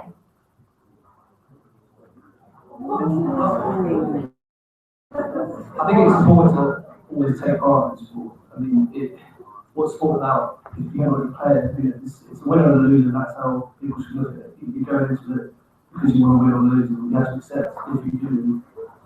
I think like never to play for whatever is something I can't dream of, so I would definitely play all the time. Even if I was losing, it doesn't matter, because it's taking part with your team, being on the pitch with your teammates, that's what's important. Yeah, I absolutely agree.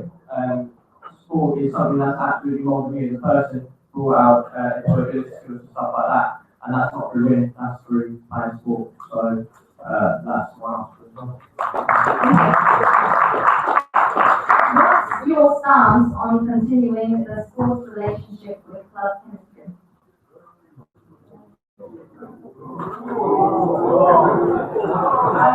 Personally, I feel like it is a good relationship and we do get on with Karen work really well. And we're always going to Karen on Wednesday, it's going to happen. But I do like some teams haven't benefited as much from having a sponsorship with them. For example, with cheerleading, I know how to raise a lot of money. And I believe that Ballroom, one of the managers, is happy to give them the sponsorship, but it actually conflicted with the contract with chemistry. So sometimes it doesn't always work out. So maybe the contract needs to be reviewed and needs to be assessed. And maybe some, like, it's a bit shady at the moment. I think we need to go through it and see what's actually the best for each team. Yeah, I think there's bits and pieces that need to be sorted with Kevin. They've always done a good job for us, but especially on Wednesday, but there's bits that need to be sorted, especially cheerleading. Yeah, absolutely. Club chemistry have offered each sport a certain amount of money for kind of their equipment or whatever this year. And I don't think anyone's really taken advantage of it, like I know football has definitely.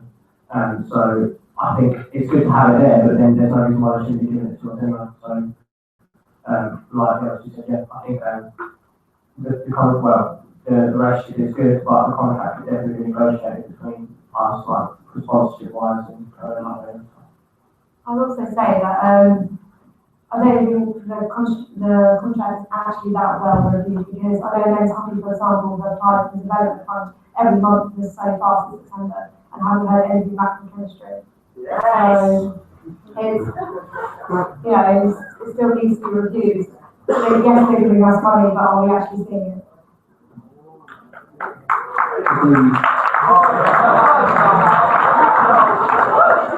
You mentioned sponsorship. Will you change the sponsorship model to allow clubs to be sponsored by any company? I mean, there's always room for new, fresh sponsors, and obviously they have to comply with SU and Ken, but so I see no problem with that. So we want more fresh sponsors and more money. That's the main thing. Yeah, I agree with that. I think the more sponsorship available, teams benefit from. I do feel like sometimes having a sponsorship with Ken, with their rules, if another place is in competition with Ken, it can conflict with the contract. So maybe that needs to be reviewed. So teams can go anywhere and get money from where they want. End of the day, Ken, if they're willing to give more money to pay for, like, to put like Ken on the back of our shirts, because they extra money, they're willing to pay more than they should give them more. Yeah, you are saying important, and like funding and sponsorship is the big one of the biggest issues, that sports doesn't have enough money. I think going to get sponsorship for anyone is absolutely key. And you know, we should have the freedom to go and get money off whoever we want to help us develop like sports. Thank you. What is your stance regarding travel for training, and how are you going to improve that? The dreaded T word. I'll go first on that. So currently the university doesn't fund any money unless I'm aware into transport, which is a bit, well, it's kind of funny considering we own pilot funds, and you know, they let us kind of train there, but then won't put any funding for us to actually get up there, so we're kind of stuck in this backwards circle. Same with the sports centre as well. Yeah, I agree with Bill. There's a case where the netball girls actually got moved to somewhere where they didn't want to be, and they had to get transport sorted for them, whereas where they were, they didn't require it. So it's almost like the SU said, oh, you can move, but you've got to sort your own transport, but it should be dealt with, it should be funded. Yeah, I totally agree. I think there is a lot of universities to pay for transport. We're representing them at the end of the day. They choose where the locations are for each game, each training session, so they need to put the money in for it. It should be coming out of our pensions.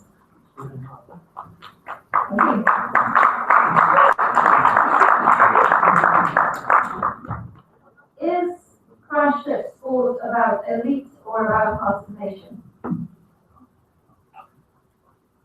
Okay, I'll go. It's 100% about participation.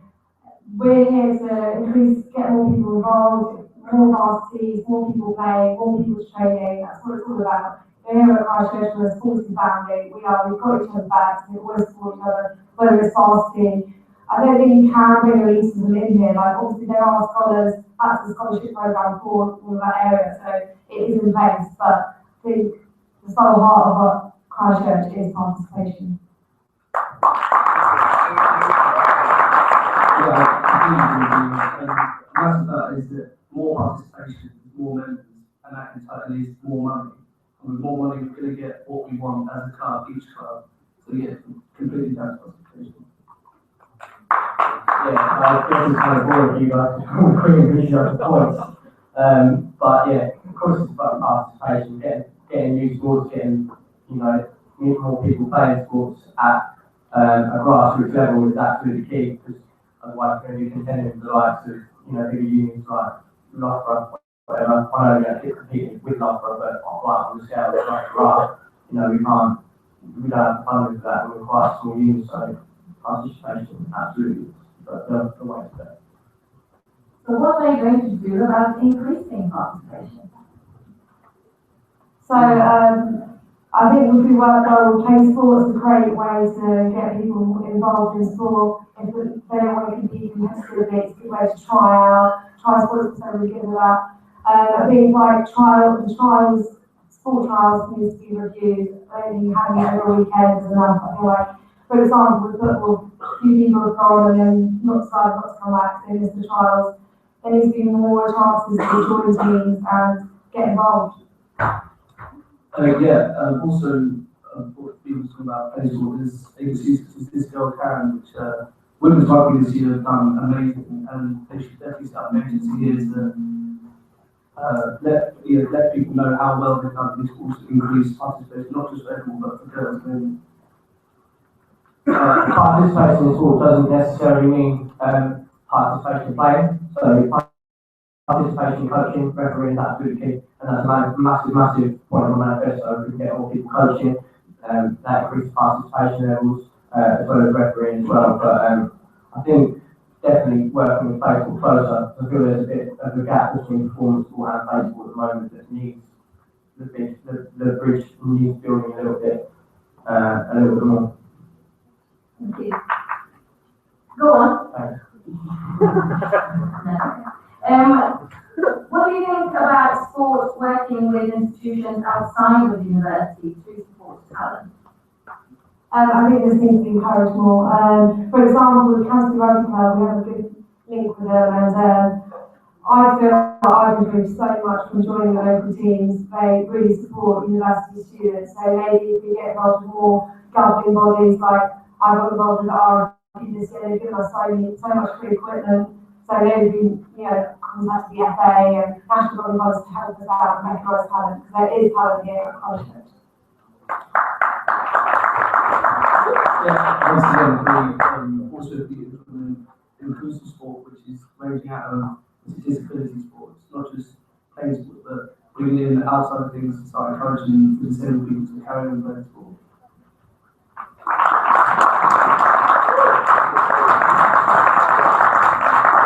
Absolutely. Reiterating what I said a minute ago, a massive part of my manifesto is about being in the community. So I wanted to set up a Christchurch Coaching in the Community program where it's easily accessible for each student to get a coaching qualification and then put it to use at local school. Obviously, primary it's massive in the student, so the links are fantastic between each primary school and whatever. And it's key to create links between us and the community. It increases participation levels and makes us a lot better. Thank you. At the moment, the university prioritises curriculum for their facilities such as support centres, so the academic side. Do you think that's right, or should sports teams get priority? Repeat the question. Yeah, so the university allocates the sports centre and all its facilities to curriculum first, so people study sports science, that sort of thing. And then they allocate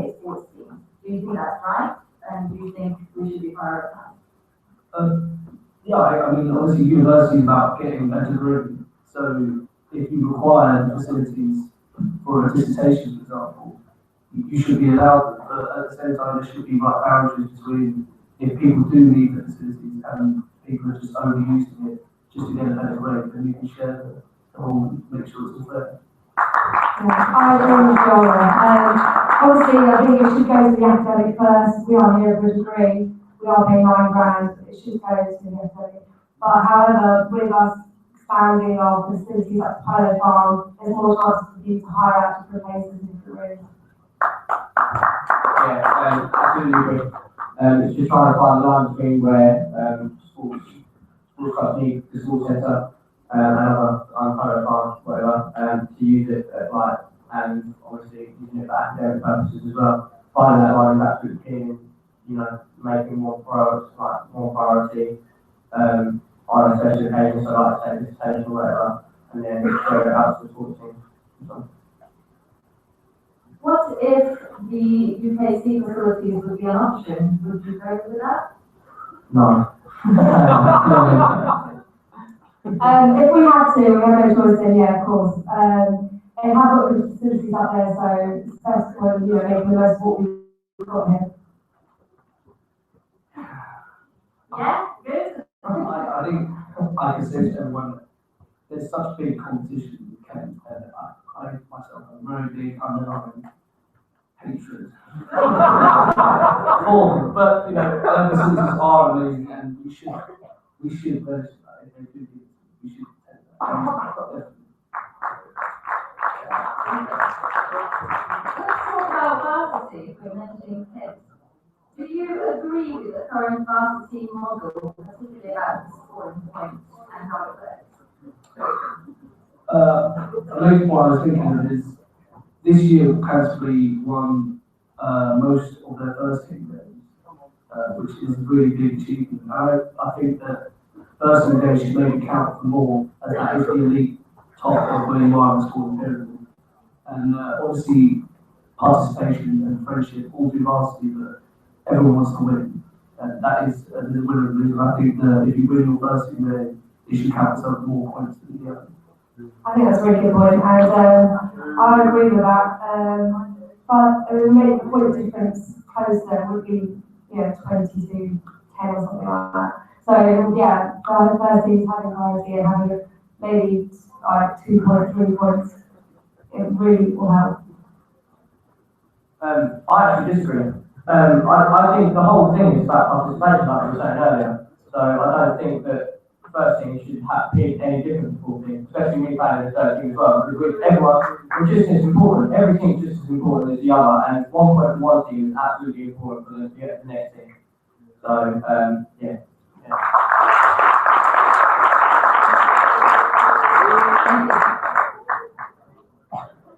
On Twitter, the word initiations came up, or what we like to call welcome events.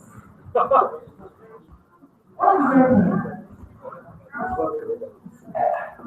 Everybody does it, you hear about it before university. Some worse than others. I know rugby's very not nothing like that.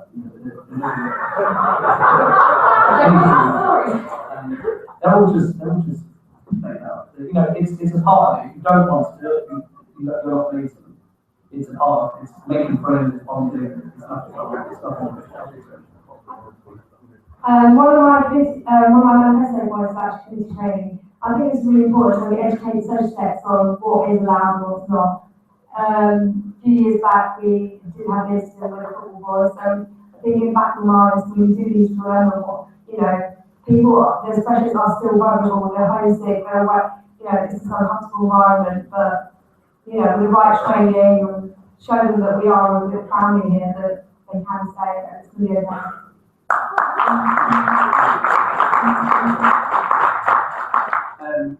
Yeah, initiations, I know for me was one of the best and worst days of my life at the same time. But it you know, like something that I'll remember for the rest of my days, and that's fantastic. That's what it comes to you for, partially as memories. So I think keep again, it's finding nice. You know, as long as it's not ridiculously stupid, no one's going to get hurt. I know obviously we did mention the thing about Bill. Well, it wasn't on the initiation time, I don't think. But yeah, training is key and keeping an eye out is what is best really, and finding that line between what's funny, what's great, and what's stupid. A lot of people might be put off from even just signing up to a sports team because of this concept. Would you do anything to change that, or is that just part of sport? I don't think you can stop what people say in or out of uni. Before I arrived, people at home who were already at university had mentioned initiation. But I think the main thing is that no one said it's going to need to be scarred. It was a fun, bonding experience. If you join the club, a lot of people join for the social aspect. A lot of other players in my club don't actually play rugby. They come for the social aspect, which is very important when it comes to playing. Yeah, and as long as they're not actually, you know, I think if you really want to play for your university enough, if you want to wear the badge, you put the badge on your chest every week, then you go through it, because that's how dedicated you want to be. But giving people the option to not do it, you know, is fair, but, you know, it's all about dedication. Yeah, I do think it's part of it, but it's not the only part of it. There's so many other things we do. For example, in Brooklyn, you had a movie night the other day. It was so nice, lots of drinks, you can just hang out. Like, it's not all about that. If you want that, then yeah, go ahead, have a drink with your friends. But there's so much more to it.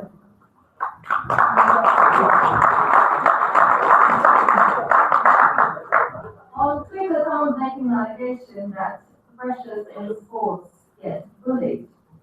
Is this true? And if so, what actions would you take to change that? Bullying in what circumstances?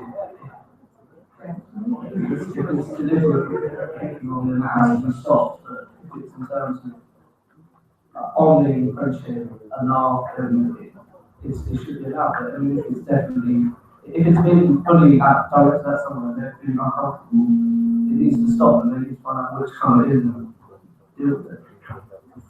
Yeah, I think bullying shouldn't be a front row to school. Obviously, we have a lot of professions and stuff, but bullying is, you don't come to university to get bullied. There's difference between freshers making them do stuff and having off. Well, as soon as they say no, they don't want to do it. They don't have to be forced to do it, and they shouldn't.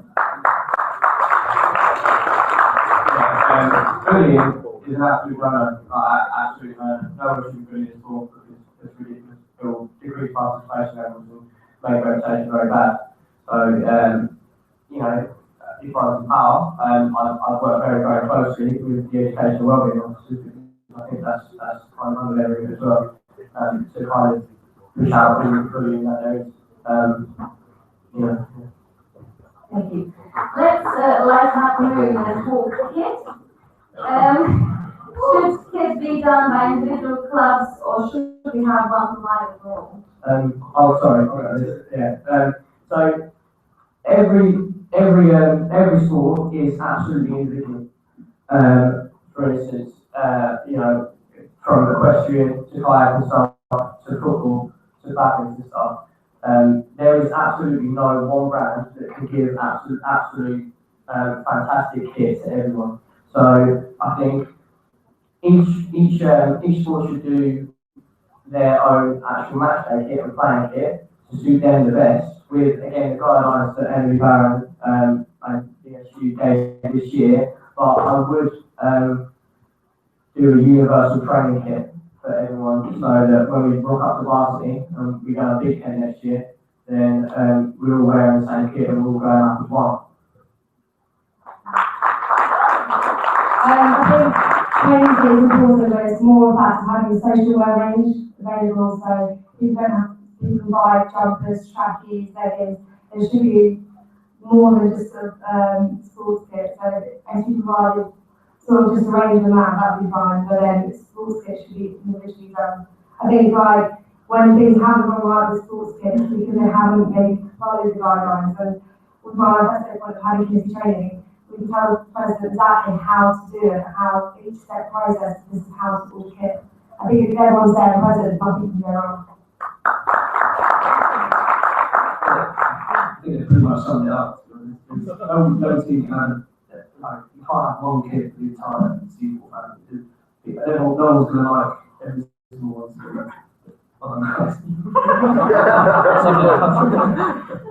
Thank you. How are you going to represent what some people class as the smaller sports? And are you going to do them equally? Absolutely. The sports, badminton is a big one. I know my housemates play with them. And do you mean in terms of what? In terms of someone was saying that all three of you come from really big teams like rugby. What about the smaller ones? It's all big, one single family. That's what everyone knows when you play sport. It's all one family together. We all support everyone, especially varsity, and no one gets missed at all. Yeah, I think like the smaller teams do get left behind sometimes. So maybe we'll raise awareness, have sort of jiu-jitsu week, and we go around and practice and see what it's like. I think it's important to get different people involved in different sports, so the smaller ones are left out. Yes, absolutely. It's all about promotion. All right, promotion is a very powerful thing. So going to kind of some of the stuff on my manifesto about updating the SU website, so each team has a personalised page is absolutely key with player profiles, pictures, and also trying to talk to the university, along with the university, to have a square or click. So when your portal comes up, you have a sports square, and also on the CCU app, so you get push notifications about who's playing where each week, so everyone knows, and gives pictures, results, times, and stuff like that. The second point is we should implement a sports person of the month, all men and women, to see that if these little sports are getting great achievements and no one's knowing about it, then they should keep knowing about it. There should be a liquid SU. I know they want to do team of the week, so why not have a sports person of the month for men and women to see these talents that are at the university?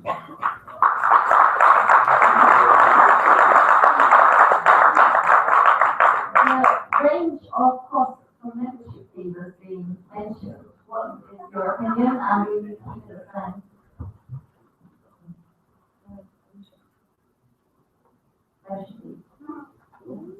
So could you say it all the time? Yes, so someone mentioned the range of membership fees that vary from 35 up to about 100 quid. Would you keep it the same, or would you change the membership model altogether? I would keep it the same. I think the big sports obviously do cost more, that's because it's using more transport, more games, more people are getting involved. So each school should pay how much they use. Yeah, agreed. I mean, the biggest sports obviously going to need more money, so we're paying more than other sports would. We need more travelling, more equipment. Rugby is need more balls. Badminton, you need racket and shuttlecock. But at the same time, it should be fair between rugby. If you need it, you should get it. But especially big sports pay more, they get more. Yeah, totally agree. Biggest sports do cost more, especially with equipment and stuff. So I think it's really inevitable that membership prices will go up. I don't think that's something that we can sit down about not getting the proper equipment and stuff in sports, but that's just one of those things. But each will go up kind of equally, and then it will be relative to which sport will have which membership. Thank you. One of the biggest issues has been communication in the past. How can you ensure that committees are getting the messages across to the team? One of my personal points is again, community training. I think community training is so important. If we get everyone in, everyone is involved, old community, and new community, into one room and tell them what's going on, how I'm going to share messages across. My another point of my manifesto is board representation. So that means if I have a meeting, I'll be like, I've got a meeting 9 to 1, put on the sports committee page, is anyone free, who wants to come on, who wants to see what I'm talking about. So the complete open book, so you can see how you're being represented and what the meeting is about, what I do all day.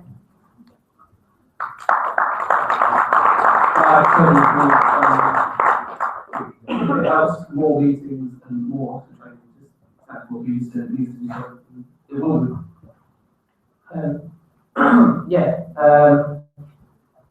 manifesto points, I mean, it's, social media is, you know, one of the big mediums. You can't go anywhere without someone looking on their phone for 5 minutes, so you need to take that to you know, its advantage to it. With communication, I think, and putting up a timetable about what each SAB is doing each week will give, on the website or on social media, will give anyone in schools a good idea of when they can come and talk to one of us or whoever. Also, maybe setting up a slide count on the manifesto as well, so even if you can't get there, even if you just want a 5-minute chat, you can Skype, whatever. Yeah. The Director of Sport is concerned that sport is not sustainable as the membership fees are too low. Do you agree? And how would you combat this view that the Director of Sport has?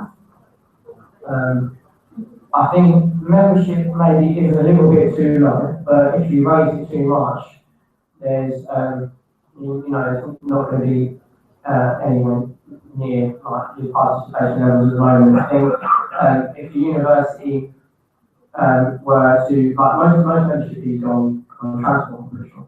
So if the university funded for transport, then membership fees could go up to kind of accommodate for other things.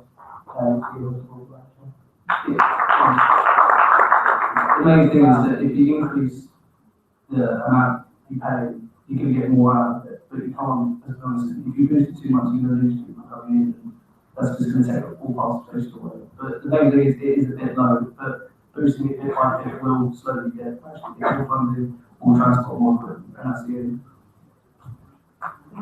Completely agree with both of them, but that's why I think it's important to lobby the university for transport. They pay most of the transport, that's most of the membership costs gone. And then we can use membership for everything else that we need in sport. The university pays for transport, it's easy to get to facilities, and you know, other teams where universities have paid for membership costs and other stuff like that, they've done better than that's ranking. So we want to be better, if we want to get there, then somebody's going to have to be put in. Thank you. What do you see the role and value of the sports exec committee? Should anyone? Yes. What do you see the role and value of the sports exec committee, or should we even have one? I think that it's really important. I think sports exec committee are the figureheads of the Christchurch community, as in like, you earn your place in sports exec, you put an application into private to apply for it, and you are seen as these role models to everyone else. I think it's really important for them to be there and help the staff. Like, being staff is hard work, and you do need help with different positions. Do you think this, or do you think that? Like, what do you think would be best for the teams? I think they are really important. Yeah, it links all of it together, which is it's important to get staff to the teams, and you need that connection all the way through. Yeah, kind of repeating what Peter said a little bit. I know Emily's obviously the sports ad role is so time consuming, and sometimes maybe struggles a little bit with some decisions, so she's come to us to help, which is key because we can also give an insight of what the students, like being around student level, we can all give our own insight into what we think can give her or whoever it is, one of our opinions. That maybe you can't make yourself. Thank you. Last question, same one. If you could only change one thing as a SAB, what would it be? My one thing would be communication. I feel like we need to communicate better to the students, better to all the sports teams, better to all the players that play on the pitches.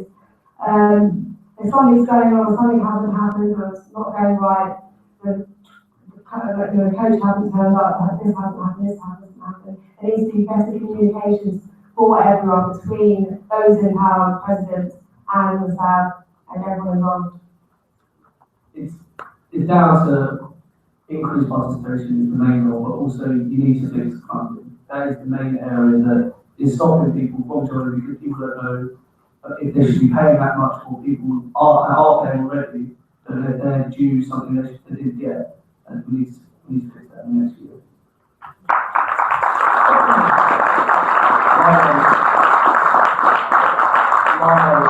My one change would be is to make each individual your experience of sport at Christchurch the absolute best it can be. Because that's key, I think. It's moulded my time here at Christchurch. It's given me employability skills, better communication skills, better confidence. So that's what I try to reflect in each and every one of you.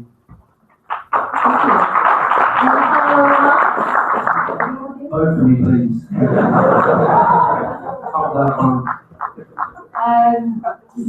Just important thing is just to vote as well. There's so many people don't vote, so it's really important that you do. I hope you can see that we've all been working really hard, and so yeah, vote for me. I think it's really, really important to read through each of our manifestos in great detail. We're all three of us are doing a great job. But if you do want someone who's going to make the role a lifestyle rather than a role work for them.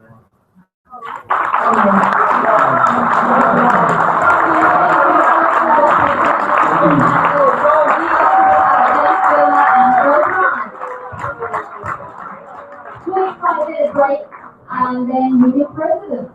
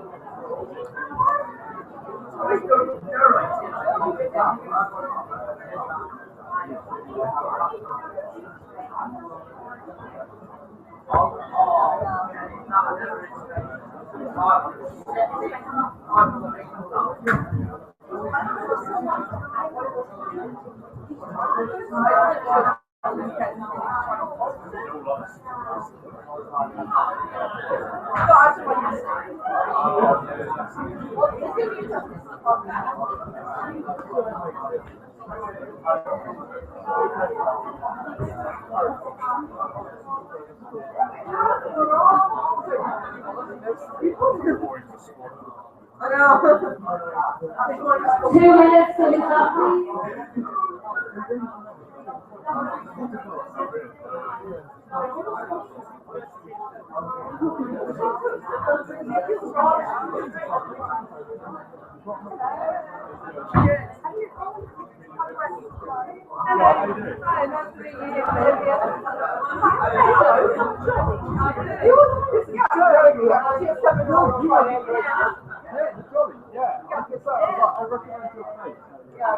In there enough time. Having a few pictures. So you don't know if I've got it. Yeah, you want one to say? I think I'm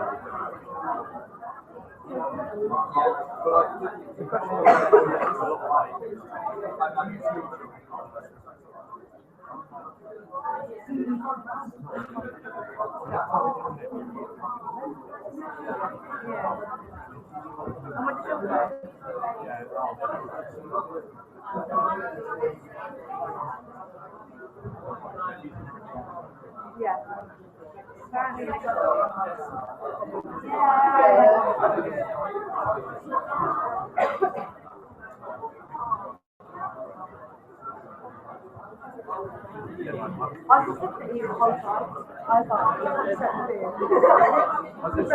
could see you now talking about me like yeah, I know, you're right. And then it made me laugh. there was one question, right? You were like,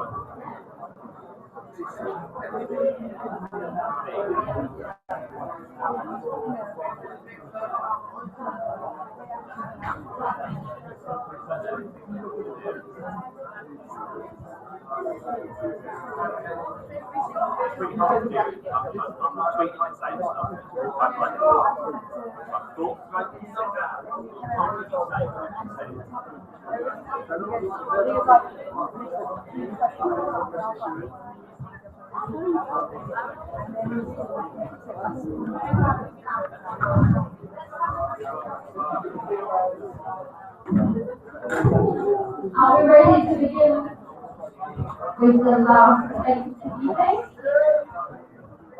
Can we all take a seat, please? And can I have the union president candidates on stage again?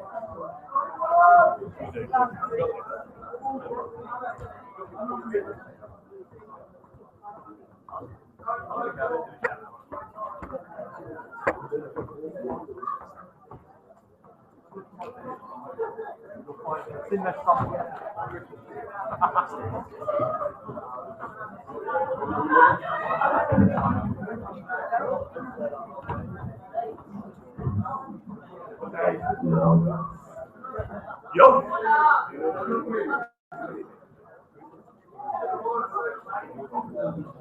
Can we all take a seat, please? Before we proceed, just to remind you that voting actually opens tomorrow from midday. It's open for a week, and you can do that by visiting ctsu.co.uk/elections. Also, tonight, the debate is about teasing out a few of the things that people have to say, but nothing stops you from speaking to the candidates further and questioning them on your issues and what you would like them to do. So, without further ado, let's introduce the president candidates. We have David Halloway, Gregory Surridge, and Jonathan Marks. I'm going to allow them to do 1 minute introduction speech in whatever order you wish. So, like you said. My name's Johnny Marks. I'm obviously running president. I am co-president of men's football with Jake Milner. Obviously, I've had a lot of time on the union this year, so I've learned how it works at the office, what the office last night. Just a quick show of hands. Who wants a president that's going to fight for this year? Yes. Someone that's going to go up and beyond the community fostering to the union to improve the university experience. Yeah. He's right here.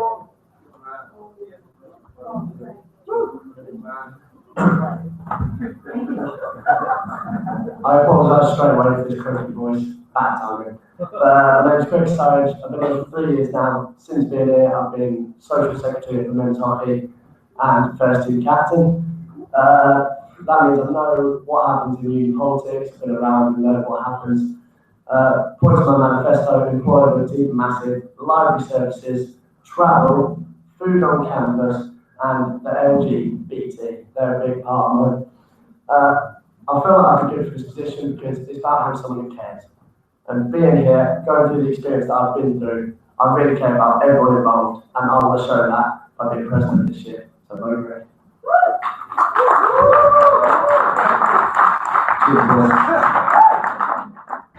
Hi, my name is David Howard. During my time at university, I come from a vulnerable with pressure to my second year as social sector champion and I'm about to be president this year. I also play football with Johnny, the same team. My aim is to make every single student feel welcome, proud, and have the same memories I've had for about 3 years. I think my manifesto is very attainable goals, to benefit every student in every way, shape, or form.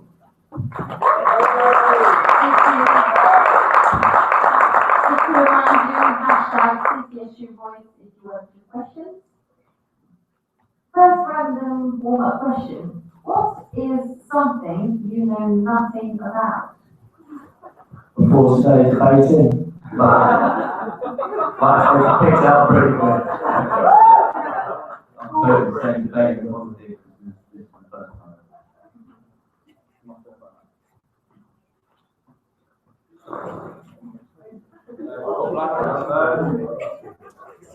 Been put in this situation like that? Something like that? Thank you.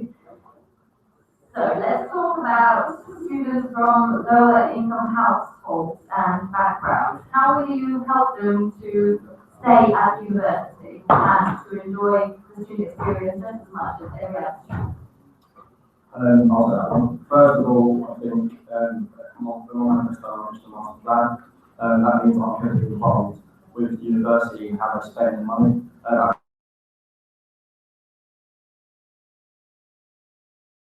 University, but one thing that I argue about they're high price. They're basically trying to extort it. It's basically extortionate.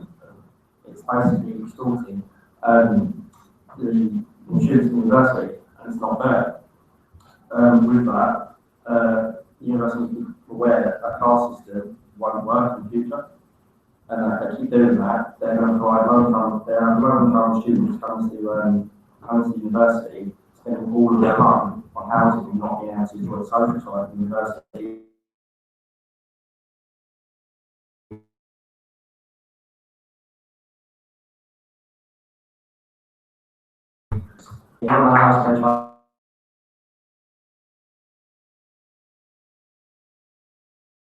I feel like we really need sport because family work, not having time to study, or specifically playing sports, as we all like to do. If you've got work on Wednesday, then your lectures are going to go down the toilet, and you won't have time to socialise, which is a big part of you.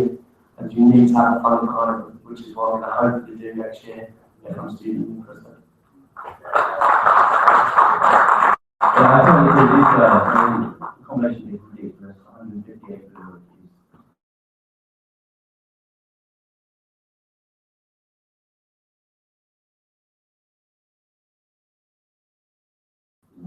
Everything for them. It's come together, work student support, work Karen James, student support. The constant agreement. You can't afford the sport, you can't afford to live in, then you should come to some agreement at the university.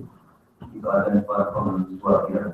Rule one, no further restricting education or opportunities for everyone.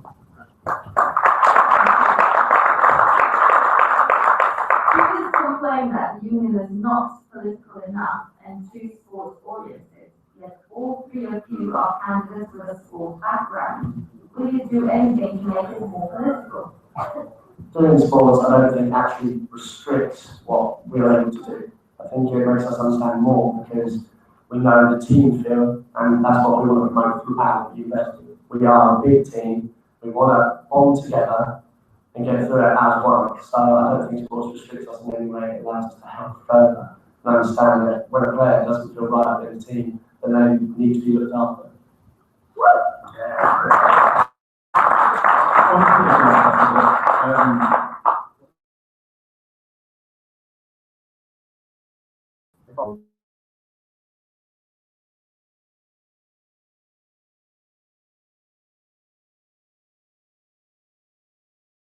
As much as the little paintings, I'm over there, just organising.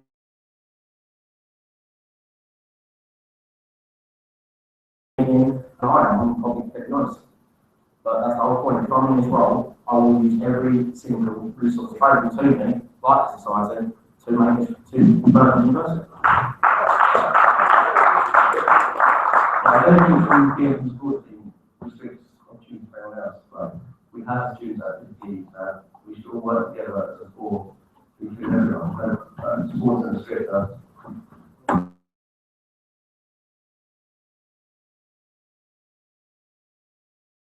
Christchurch and we want.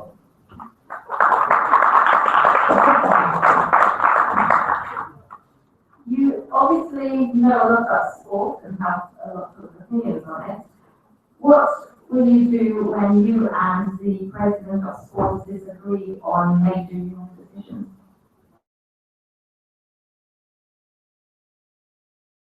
Sort of has to think of an overview. If it's going to benefit sport, obviously that's great. But if it's going to put a downturn on everyone else, then it's not worth it. I have to think about the overall bigger picture and think what's best for every single student and not just the sports society. Working in planning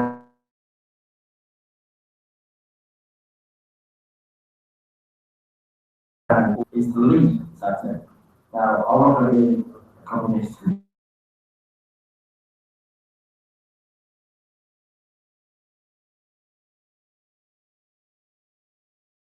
If you down and discuss it thoroughly, then I'm sure you can sort of arrange some sort of compromise.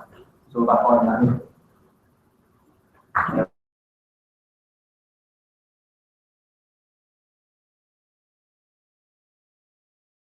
That's what myself. I'm in that position.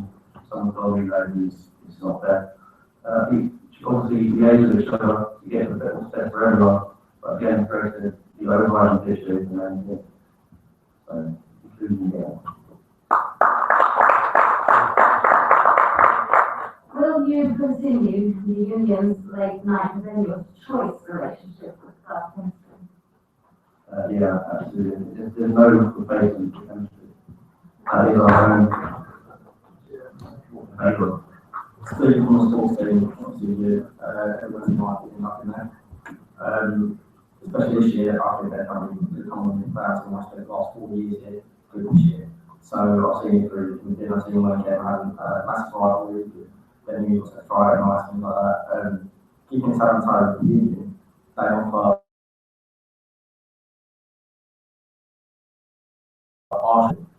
or even further. No reason why we can't negotiate that deal and get better deals for our students. 100% agree with boys. When you speak to chem students, that's another one. They always say, oh, we were in chemistry the other day, we knew no one, and it was horrible, but as much as we don't care about them, it is about us being together as a family, and chemistry does provide that space.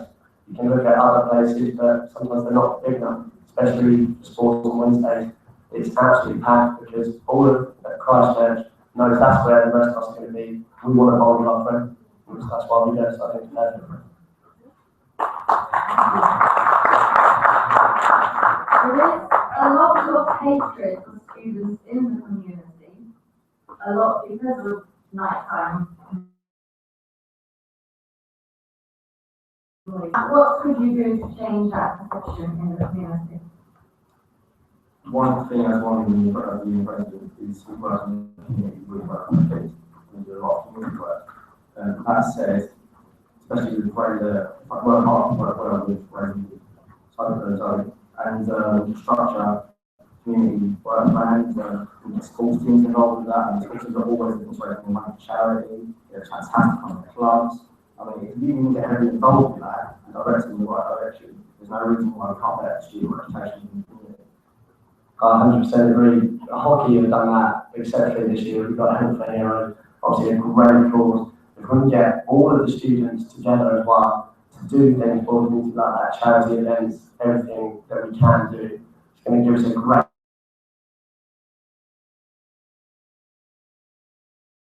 the biggest issues that have. I think I've seen this year has been really, really good this year, but we haven't had any media coverage of it. My team personally raised 1,300 quid in that one go, and it's not on Twitter, it's not on Facebook, it's not a newspaper.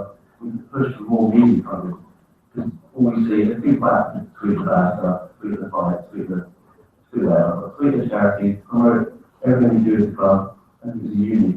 We're all one way. We all do great stuff, we just need more media coverage. And that's something I'd love to work with the media department to increase awareness of that. Some follow-up questions from the floor. There is a lot of talk about sport. Do you, as candidates, care about society? I do personally, because I've been members of society, friends in society. We all need to be one power rule from Christchurch, which is the one unit. That's what we are.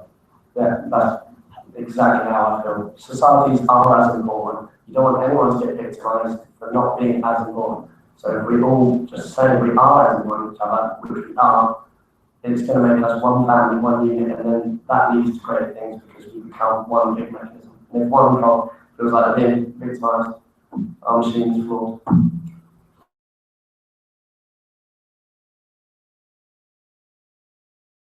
Firmly believes my brother is also society. It doesn't need to have that. I mean, I'm in a Republic, like we're not, I'm actually part of the Asian Society. I'm in the Asian Society, yeah, I'm also on president of football, like, I go back to school and societies, but there's no reason why that can't flourish throughout our school teams, our societies, why they can't all work together with each other. Especially things about charity as well. I mean, we think you can do a Friday night, society night, right? There's no reason why take once a month or encourage. It take a while, it will take a while. There's no point in writing about it. We can get societies and take sports teams on, have charity nights, say once a month, or once like every last Friday. Yeah, we're down to the issue, almost like a quiz kind of thing. Charge £1 entry, and they have discount entries potentially. You can further that partnership as well.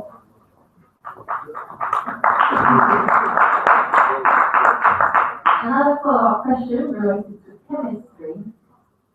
There is talk about the fact that chemistry may not pay or treat their staff properly, and the majority of them are students.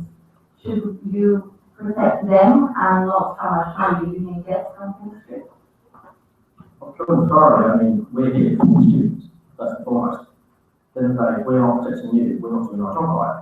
So if there are other issues there, they need to be thoroughly addressed, and they need to be reported officially and noted. So it can't be known that our chemistry aren't treating us right, but probably aren't treating us right. It needs to be known. Simple as. Like, if we don't directly tackle it head on, then there's no point us being here, because we're just speaking on a bunch to you. Like, if we don't do our jobs, there's no point us here. 100% what Johnny said, money should never take priority over a person's well-being.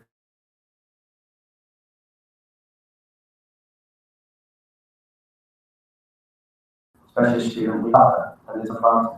And I've lived firsthand with someone who actually goes to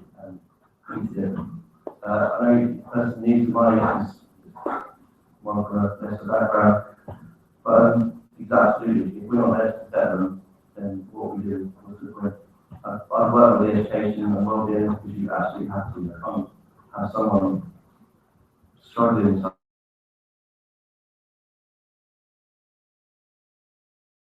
So it's really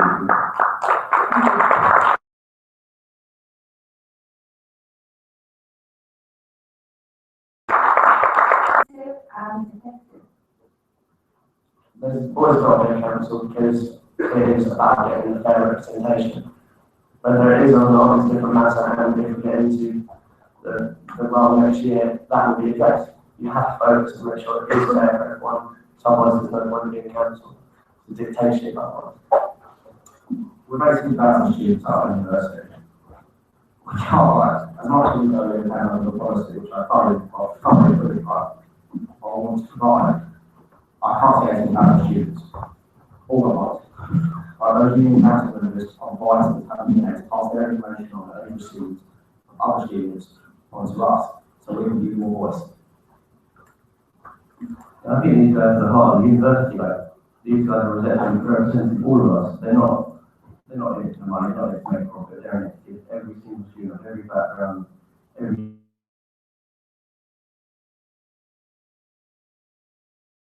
shape or form.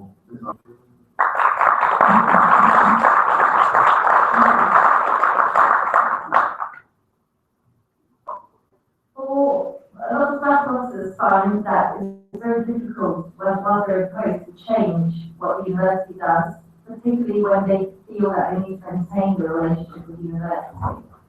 What would you do about that? Keep it down.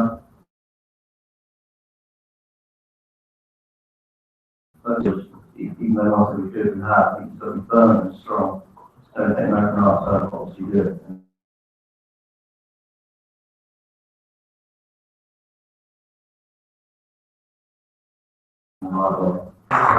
People will say no 10 times before they say yes.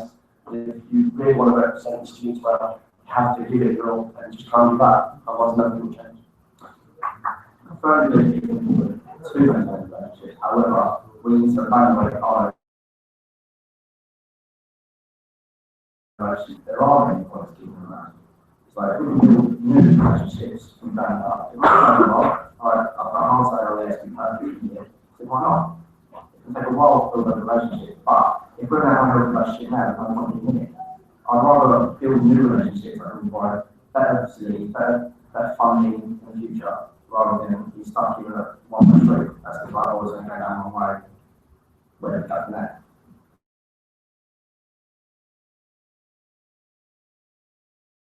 The union gets money from the university per student. Therefore, if student numbers go down, the union gets less money. Do you agree with this model, or should the union receive money in a different way? I think the union should absolutely start getting a third of what compared to the Kentworth. I think that from day one should absolutely match them. We have not got enough money. We all know everyone struggles, every society, every school, every shape or form will struggle. If we change it, the less people will get their money, that's not what we're here for, not paying £9 a year. Paying nothing, essentially, but why? We're paying for our education, not paying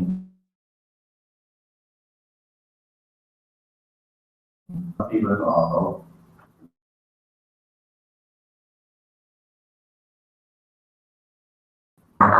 So I have friends that were here when university was free last year. Now I pay mine. I asked them personally, I'm going to say no, any change whatsoever, no issue for them. So, well, what warrants the extra travel I pay a year, that's there.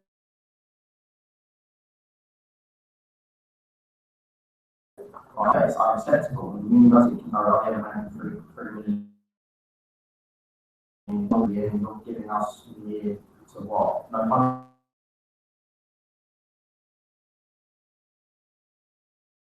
It's ridiculous. It's like, we're paying that much money, we deserve something back out of it. 100%. If somebody per student, like if students go down, then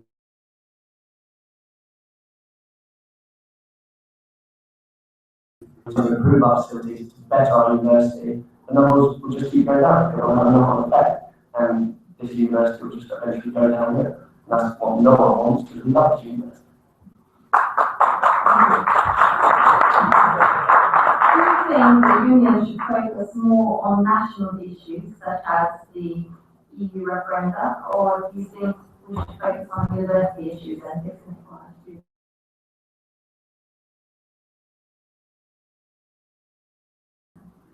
Primarily on that, obviously they have an effect on the other issues.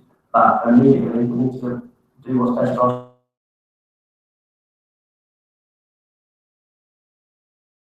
students. The target for the job is to be the president. It's students being the president. Students have to come first regardless. I totally agree with that. We're here for you. Once you've got people in front of us, we're going to students, we should come first.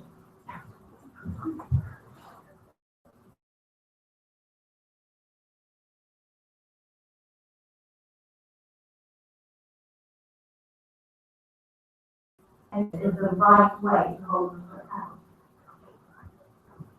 It might not be the best way to hold them to account. The best way to hold them to account should be if they love this university. If you love this university, you're not going to do it half-assed. You're 100%, and it shouldn't be about the money. It's not for me. I want to just do what's best for everyone. You said what's done what's best for me. If there's other people out here, I should do something back for them. I don't feel that is the best way. So, I mean, we have the vote on confidence system in place. So, if the staff says you're doing a job, you're more to voice that and the council gets put to them. And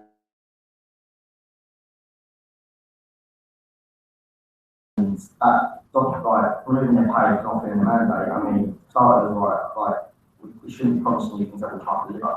Like, we're number one. Like, at the end of the day, I come up and go to you, like, I'll scratch fishing bees and make you president. It's not going to happen. Sounds fantastic, but it's not going to happen. Like, there's no point in lying to this, project, because it's only going to make you, like, you know, all the really horrible situation. Like, it's like, well, there's bad that I'm not.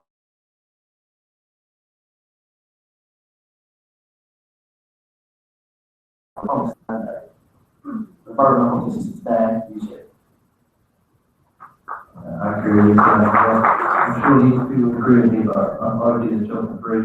It's the love of the union, the money spent for the issue. If it's not delivering, then you can be replaced. I think you need to cut pay and keep it replaced. That was my idea. We can do a job. The union's president's remit is very large and not defined. How do you work with the other staff already will come with a very clear view of what they're going to be fighting on? How are you going to lead them? Personally, it's about communication. It's a massive thing. What's been said in all of the other debates.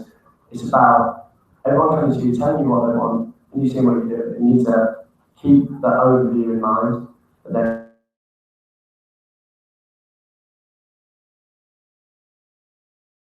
take on what they're trying to do, which you let them know. Then you can do your job and just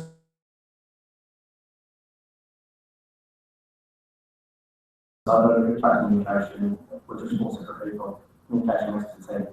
And as a union president, you are responsible to keep that team. And you want to external based on the student union to the public. I mean, you represent, you're going to have 6 boards within the university that work right from top down. So, I mean, if you can't put your work across and collectively put the staff and voice across, then you should be in charge. I think I'm coming from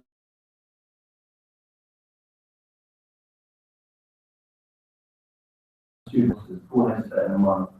So what you make of it, whatever you make of it, out you can steer the union the right way is what I think what's best for the Christchurch town.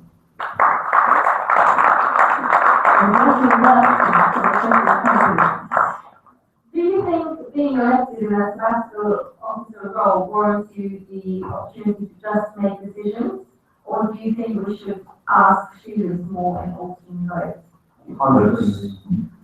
It's got to be student vote. I mean, we're here for the students. But without students, we don't have the job. Like, it's got to be student first. Everything has to be student first, regardless. Can't say any more than that. It's Good, thank you. How would you deal with a situation where students vote to mandate on something you are personally against?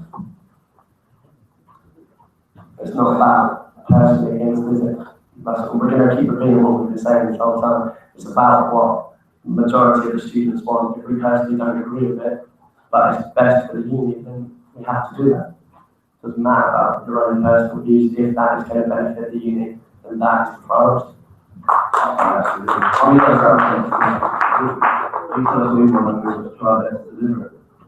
Our personal views are never going to be overridden by the general consensus of the students. I'm going to sound quite negative. We're here for students, so it has to be about students. Regardless, right? It's got to be student first every single time. No matter what matter it is, it has to be students. Thank you. What do you think it says about our elections, the fact that we have no female candidate for president? I have to end your time.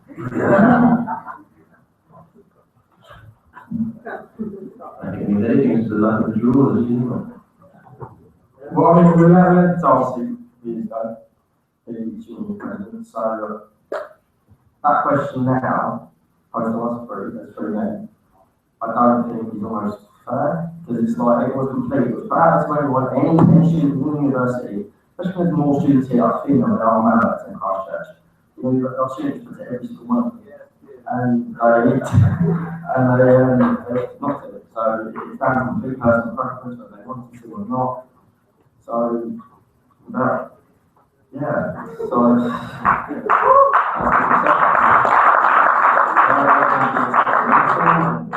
it's just who wanted to at the time.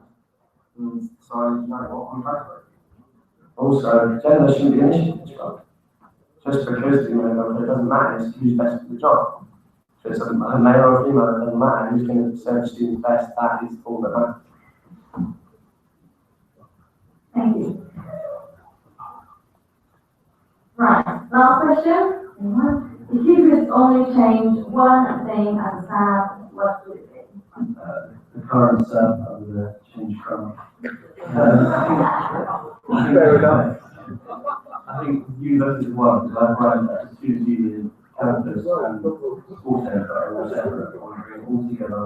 There's a lot of pressure done on the school centre, it's not really knows student union. I think we can.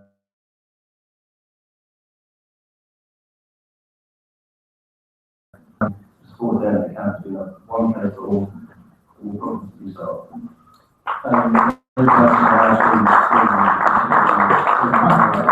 One project in the university, where funding is kind of running to. So, for example, the union don't get support enough from the university, in my opinion, that would be one massive change our pricing. Similar to that, is communication is the massive thing. It leads into every different aspect of the university, be it employability, life services, everything like that.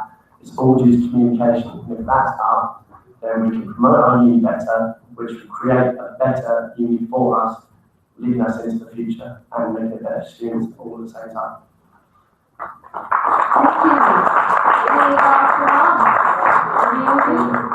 Just like I say, thank you to those who stick around.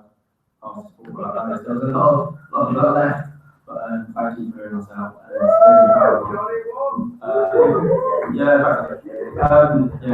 I agree with my first times and I really want to get off thinking about who anything you guys do strong. For my time, I think we're quite fantastic in this job, and I could get it. But please do obviously thoroughly go through manifestos and judge us on that. It's not.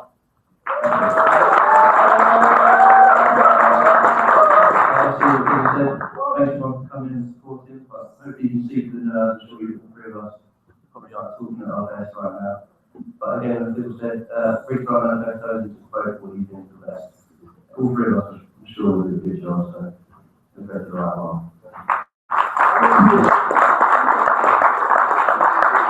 Whoever is the best man for the job in this game, we want you to vote for the best person, and that's all we care about. And all grades don't have to be bakers, they can be SU presidents as well.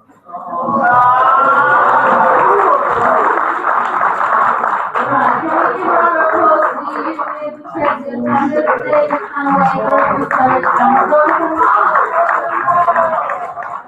Thank you all so much for coming and for sticking around to the end, and thank you for those who are watching us on YouTube.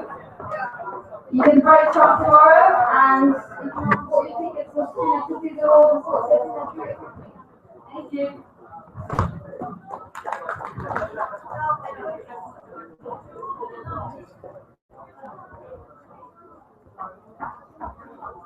The end.